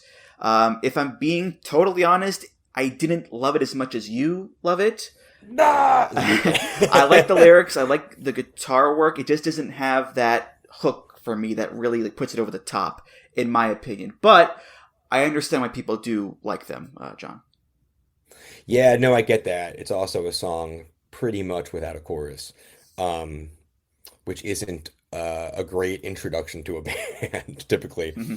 But and that thing you said about the guitar work too, I almost picked a different song in place of this, I almost picked a Jason Isbell song called Tupelo. And Jason Isbell, is very popular now. And it was very funny when Southeastern came out, his breakout record, because it never occurred to me. I came to him. He used to be the third songwriter in the Drive-By Truckers. He came in on the record after Southern Rock Opera. And it was so funny watching him blow up and just thinking like, oh, did everyone else hear of him from the from the Drive-By Truckers too? And now he's so much bigger than this band. But the reason I brought him up is all of their records are tracked. From what I don't know how much they bullshit about this. All their records are tracked live. And the story goes that one of their guitar players, the guy who wrote this song, is like, we get 3 takes and that's it. I'm not doing another. So all their records have 3 guitar players just like, jamming, noodling. You can hear dead notes in Zip City. And for a few records, one of those guitar players was like Jason Isbell, who now when you see him play theaters, and there's not a single sour note to be found on that stage. And you can hear him just honking and bonking and hitting dead strings and shit on 3 records. And he still plays his Drive-By Truckers songs live at shows, even now that he plays way, way bigger shows than he ever did with them. So yeah, I was glad you brought up the guitar work, because those guitars bouncing around and getting a little loose has always been one of my favorite things about this band. Oh yeah, I mean, the backstory of this album is fascinating because it's a concept double album by a Southern rock band, their version of Tommy or their version of The Lamb Lies Down on Broadway. It's 90 minutes long, and they made the album during a heat wave of all things, and they had no money to put it out, and they actually got money from investors to make 5,000 copies of it. And then they sold them all out, and they had to sign a deal with a bigger company to put it out more. So, yeah, say what you will about these guys. They hustled their ass off to, put this thing out there and make it, and it paid off in the long run for sure. And yeah, and they were already like, if I'm not mistaken, they were already all like 40 plus when they made this one. Which I just, you love hearing that like dudes older than me went out and took a swing like that. Went broke on a 90-minute weird concept record about a fake band named Betamax Guillotine. But it's cool, always inspiring. And I love them. I love them so much. Much like Lemuria earlier, I go around knocking on doors asking if people have heard the good news about the Drive-By Truckers. And they slam the door in your face. Get out of here, you. They can't stand me, Andrew. All right, so my second to last pick here, we're going to get real weird with it, to quote Always Sunny in Philadelphia, because, of course, it's Weird Al Yankovic. And on his 1999 album, Running with Scissors, the closing track is a song called Albuquerque. And I'm going to play a longer clip than I normally do on this show, for good reason. So let's hear Weird Al with Albuquerque.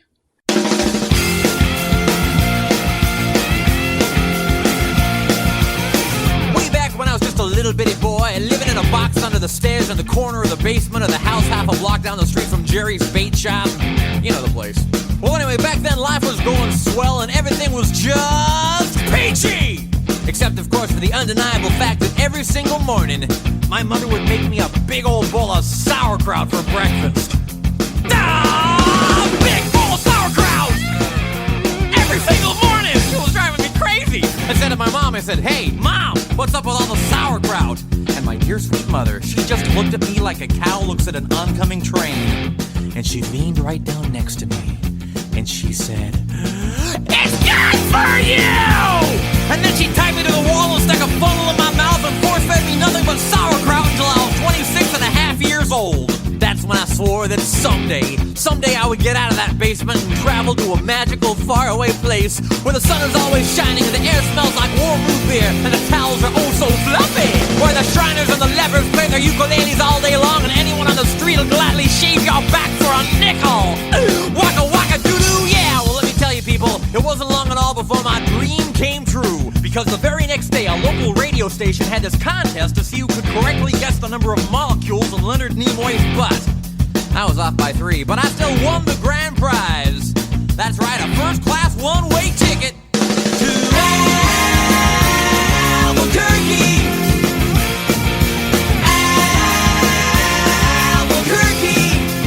Oh yeah. You know, I'd never been on a real airplane before. So there's a lot more to that song. I do mean a lot. It is 11 minutes and 23 seconds long. And it goes to some very wild places involving donuts and weasels and Sizzler and the Columbia Record Club. And it's such a meandering, long, shaggy dog story. I can't explain it all. You have to listen to the whole thing to get it all. And when Al was making it, he was like, people aren't going to like this. But lo and behold, it's become one of his most beloved songs. And when I sent you my list, John, before the show, you told me that you thought long and hard about picking the song. And I had to do it. It's too good to leave off, man. Yeah, Albuquerque is special. I remember a couple years ago, Weird Al did the tour where he played only his original songs. And, you know, I had a buddy reach out to me, my friend Ian, and go, come on, we got to go to this. Weird Al's going to be on tour. And I said, I don't know all the original songs. And what I've realized is the original, I mean, Albuquerque, I always knew because it's the 10-minute song, Off Running with Scissors, which I bought the day it came out. But you know, the original songs are the prizes of the catalog. There's you like, you know, when you're a little kid, you want Pretty Fly for a Rabbi. As you get older, you get a little wiser. That's when you need the Dare to Be Stupids and the Albuquerques of the catalog. And you know how I guess the idea with most of Al's originals is that they're supposed to be like genre parodies, and I guess the idea with Albuquerque was to be a sort of one bourbon, one scotch, one beer kind of like blues house story song. And with that context, which I didn't pick up on as a kid, it's way funnier because he's nailing it. The points where he like nails the guitar cues makes it so much funnier. You know, I don't know. It's Weird Al. He's such, what he's doing is so like, it's the commitment. It's the fucking commitment. Because some of this shit is so painfully unfunny. Like, I can imagine, Weird Al does so much shit that I could imagine someone saying to me in real life and thinking is funny, and I just groan. But the commitment of this man, I would die for him. My wife and I were just on a long car ride listening to all the polka medleys, and we were like, he's our country's greatest treasure. There's nobody like him. I thought about Albuquerque. There was 2 songs I thought of as soon as you sent the prompt, and this was one of them. So I'm glad you picked it. I didn't have the courage. Yeah, and when he does the song live, he'll, you know, make the story go even longer. He'll add things to it. I think at some points he actually like starts the song over again when he loses his train of thought, and just he'll start from the beginning. He's a madman. He's a wonderful, wonderful madman, and I'm glad we have him. And I know he's not putting out any more albums. I believe just, you know, singles here and there. But as long as Weird Al is with us, I think we're going to be okay in the long run there, John. So, yeah. Oh, yeah. He'll keep us safe. You know, and if he doesn't give us any new material, we can always go back and listen to I Need a New Duck. Etc. My appreciation for Weird Al grows as I age, so impossibly. All right. Well, what's your last pick of the episode here, John? My last pick was a last second swap. Right before I sent you this list, I backspaced Olympia, Washington by Rancid and sent this instead. This is by the band X. From the album Los Angeles. This is the song Los Angeles.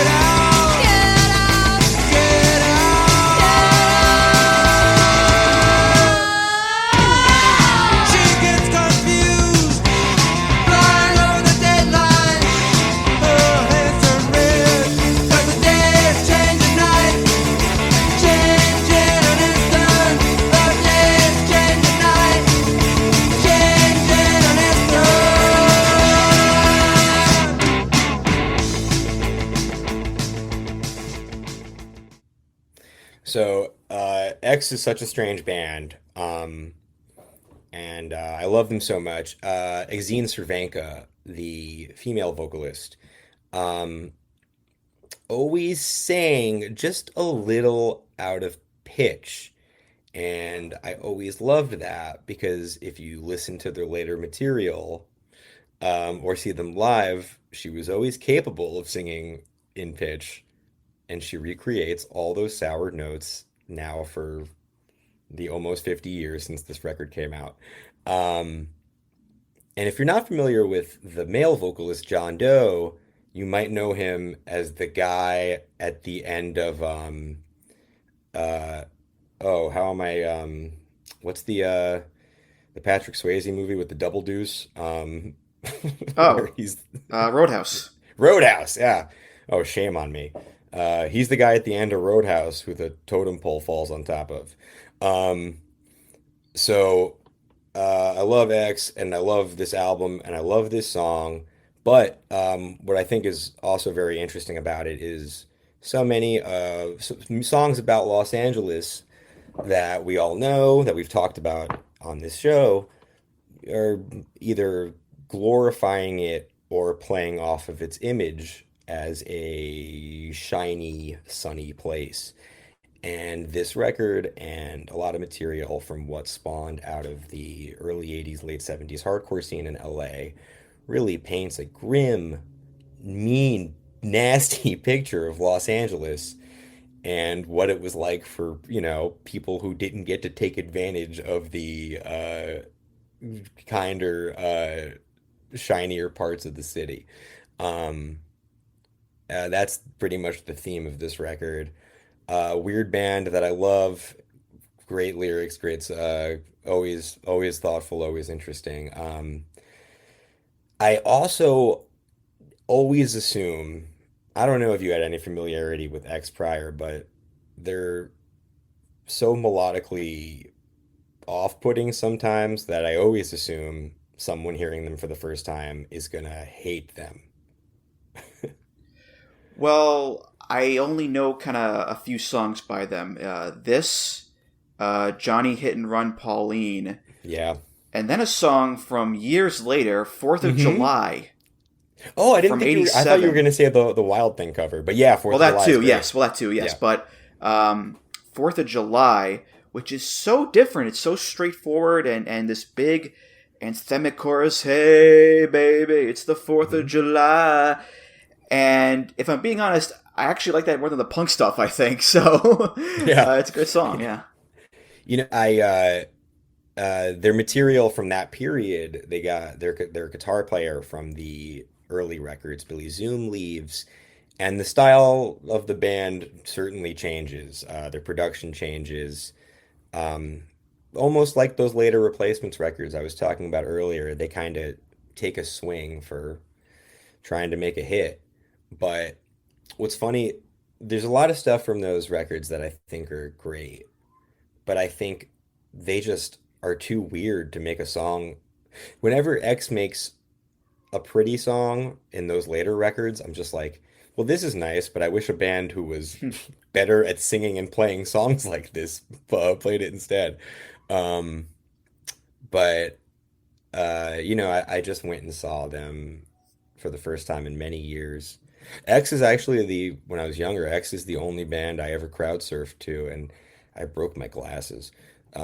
So I never crowd surfed again. But I recently saw X, I guess it wasn't that, it was like last summer, and they're however old, a gajillion years old. Billy Zoom's back in the band. He sits the entire time he plays. And it was one of the best live performances of like a four-piece guitar, bass, drums punk band I've ever seen. And they had a part toward the end of the set where, because there was lineup shifts for that period that you're talking about, where stuff like Fourth of July came from, um, John and Exene, the two singers, just guitar and vocals did a couple songs from there, and it was beautiful, just gorgeous. They did a full band Fourth of July that night, but um, yeah, band. It's like you said. It's funny because I feel like if you like one era, you're not as into the other. Um, I love the first three or four punk records. Hmm. And the middle stuff, I'm just like, I don't know this band. But yeah, X. Yeah, I think if there's like a punk rock starter kit, they would be in it. Like especially with this song, because they are such a hugely influential band, especially for the West Coast scene. Because on the East Coast, you've got the Ramones, you've got the New York Dolls, you've got Blondie, but on the West Coast, you've got X, you've got the Germs, you've got Dead Kennedys, and bands like that. And you really can't get more West Coast than having a song and album literally called Los Angeles. So that does line up there. And you mentioned the dirty side of L.A. And the West Coast. There's a book called "We Got the Neutron Bomb" that I read last year, which is all about the late '70s, early '80s punk scene in the West Coast there. And if you wanna take a shower afterwards, I wouldn't blame you because it's quite nasty. The stories they tell there. So yeah, but Yeah, it's gnarly. And I think that's a big part of why the East Coast and West Coast, I mean, from that time period, the stuff coming out of the East Coast that out of New York that's associated with um it like it it almost doesn't have staying power in a way that's like associated with punk rock because it's like it's like evoking something different. It's all a little like happier and sillier. Um and LA is just, sometimes you look at the years and you're like, "Oh, the Germs and Black Flag and X, like those records came out just a couple years after that Ramones self-titled did. Like it's not later. It's like the same couple years." And it's a whole different world. And all the stuff out of the time period, I think, still sounds so fresh and weird and interesting. mhm. All right. Well, my last pick here. This is the Kinks. This is the Kinks, and it's from an album from '67 with a great album name, "Something Else" by the Kinks. Have you heard "Something Else" by the Kinks? Yes, I have. Yeah. So this is one of their biggest songs, one of my favorite Kinks songs, and this is "Waterloo Sunset." Dirty old river, must you keep rolling, flowing into the night? People so busy, make me feel dizzy. Taxi light shines so bright, but I don't need no friend as long as I gaze on Waterloo sunset. I am in paradise. Every day I look at the world from my window. Chilly, chilly is the evening time. Waterloo sunset time. Waterloo sunset time. Terry meets Julie, Waterloo Station, every Friday night. But I am So it's important to note that this is about the Waterloo section of London and not the place in Belgium that was Napoleon's downfall. If you want a song about that place, Almost picked it. go listen to ABBA. Uh-huh. Because they have a song called Waterloo that's all about that. So there you go. But this song is about London and about looking out over the Thames River, and it's just wonderful. I think Ray Davies' songwriting and his vocal melody in this is top notch, and the ethereal, almost Beach Boys-esque background vocals too. It just feels so warming and comforting, and again, a little melancholic at times too. So yeah, just a fantastic song. I know the Kinks have had bigger hits than this one, but I think this is one of, if not my favorite song of theirs overall. And that covers a lot of ground because they have a lot of great songs, John. Oh yeah, Waterloo Sunset is such a great song. I think the Kinks are so it's so funny how so little of the Kinks material sounds dated at all because I feel like so much of indie rock in the decades that came after borrowed so much more from the Kinks than a lot of their peers. Um, like when I hear like in an aeroplane over the sea, I hear the Kinks, like that whole record. So, and like Waterloo Sunset is just like magnificent. It feels like it could have come out yesterday. Um, they have so many songs like that. Like Strangers feels like it could have come out yesterday. Um, and also like the Kinks catalog is just crazy and spans on Oh, forever. huge. You could Yeah. and it's not even like you have to go decades before people go like, okay, those records aren't good anymore. And people still love Kinks records until like the late 80s. Um, it's cool. And like then this is 67? Is that Yep. right? Yep. Like 2 years later they record Arthur, right? And one of the B-sides to Arthur is Mindless Child of Motherhood, which sounds like it came out 20 years later. It's like the first hair metal song to me. Yeah, I love Waterloo Songs. This is a great pick. I should have picked Waterloo by ABBA if I knew I would have done it. Would have been a Um, good 1-2 there. Yeah, for I sure. know, great way to close it out. Uh, but yeah, this is a great pick. I love this song. Beautiful song. Mhm. Yeah, I think they were, to me, the most British of the major British invasion bands, just because of the subject matter. They have entire albums dedicated to the English lifestyle with Village Green and Muswell Hillbillies, and they were able to translate the country into song, you might say. But they've also got so many different eras too. There's the British invasion pop era. There's the concept album era. There's the arena rock era, the 80s stuff.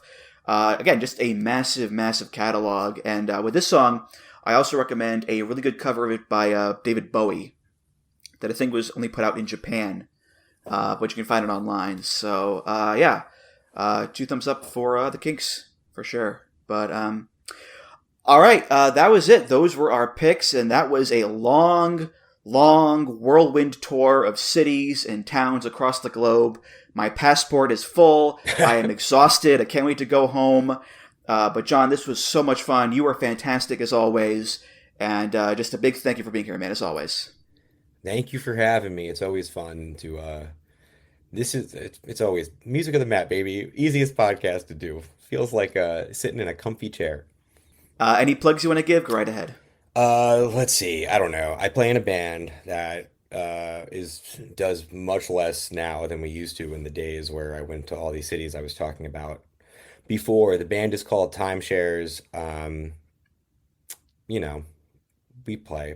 Good luck Googling us for call timeshares. That was a big mistake. What else? There's a singer-songwriter named Maxwell Stern. I play on his records, and I can't recommend that stuff enough. My dear friend, he's the guy from Cleveland I was talking about earlier. Um, and if you live in the Northeast, I play in this Thin Lizzy cover band that's been playing a little a little more called The Wild Ones. And we all like Thin Lizzy. Um, and you won't believe this, but this Thin Lizzy cover band, I make more money playing in that than I do I don't in doubt it. I anything don't I've doubt it. ever done Listen, prior. Jailbreak brings in the big bucks. All right, come Lord, on. does it ever. These aging leather daddies that show up to these gigs love me.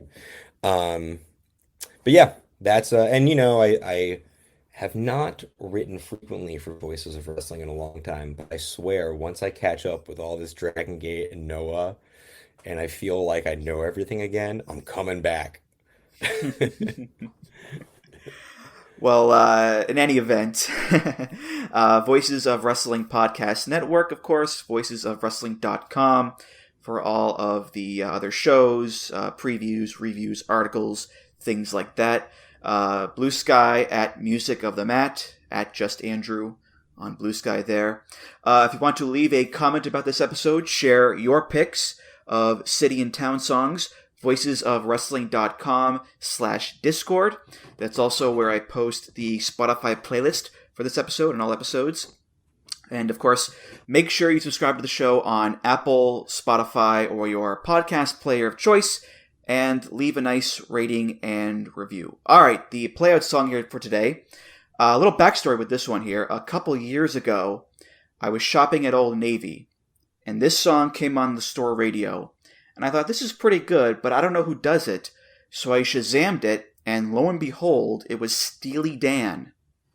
So I'm going here with a song from their first album, Can't Buy a Thrill, with David Palmer on lead vocals. And this song is called Brooklyn Owes the Charmer Under Me. Thanks again, John. Thank you, Andrew. A case of aces, done up blues for dealing.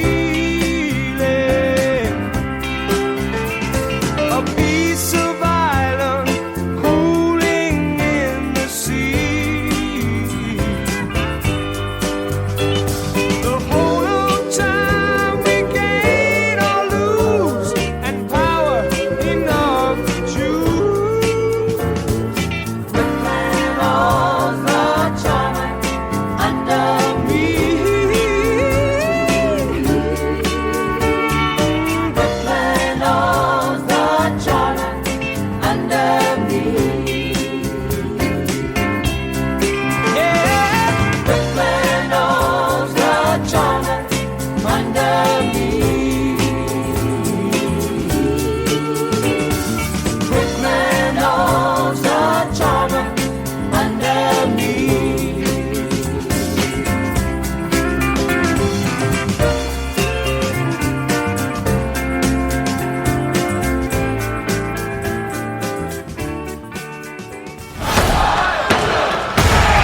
Music of the Mad is intended for entertainment and information purposes only. The songs used throughout this show are property of their respective copyright holders. Hello, Voices of Wrestling listener. Dave Ryan here. Have you ever wondered to yourself how many hidden gems are hidden away inside the last years of World Championship Wrestling? Have you ever asked yourself how many tenuous gags can be made about the name Mike Enos?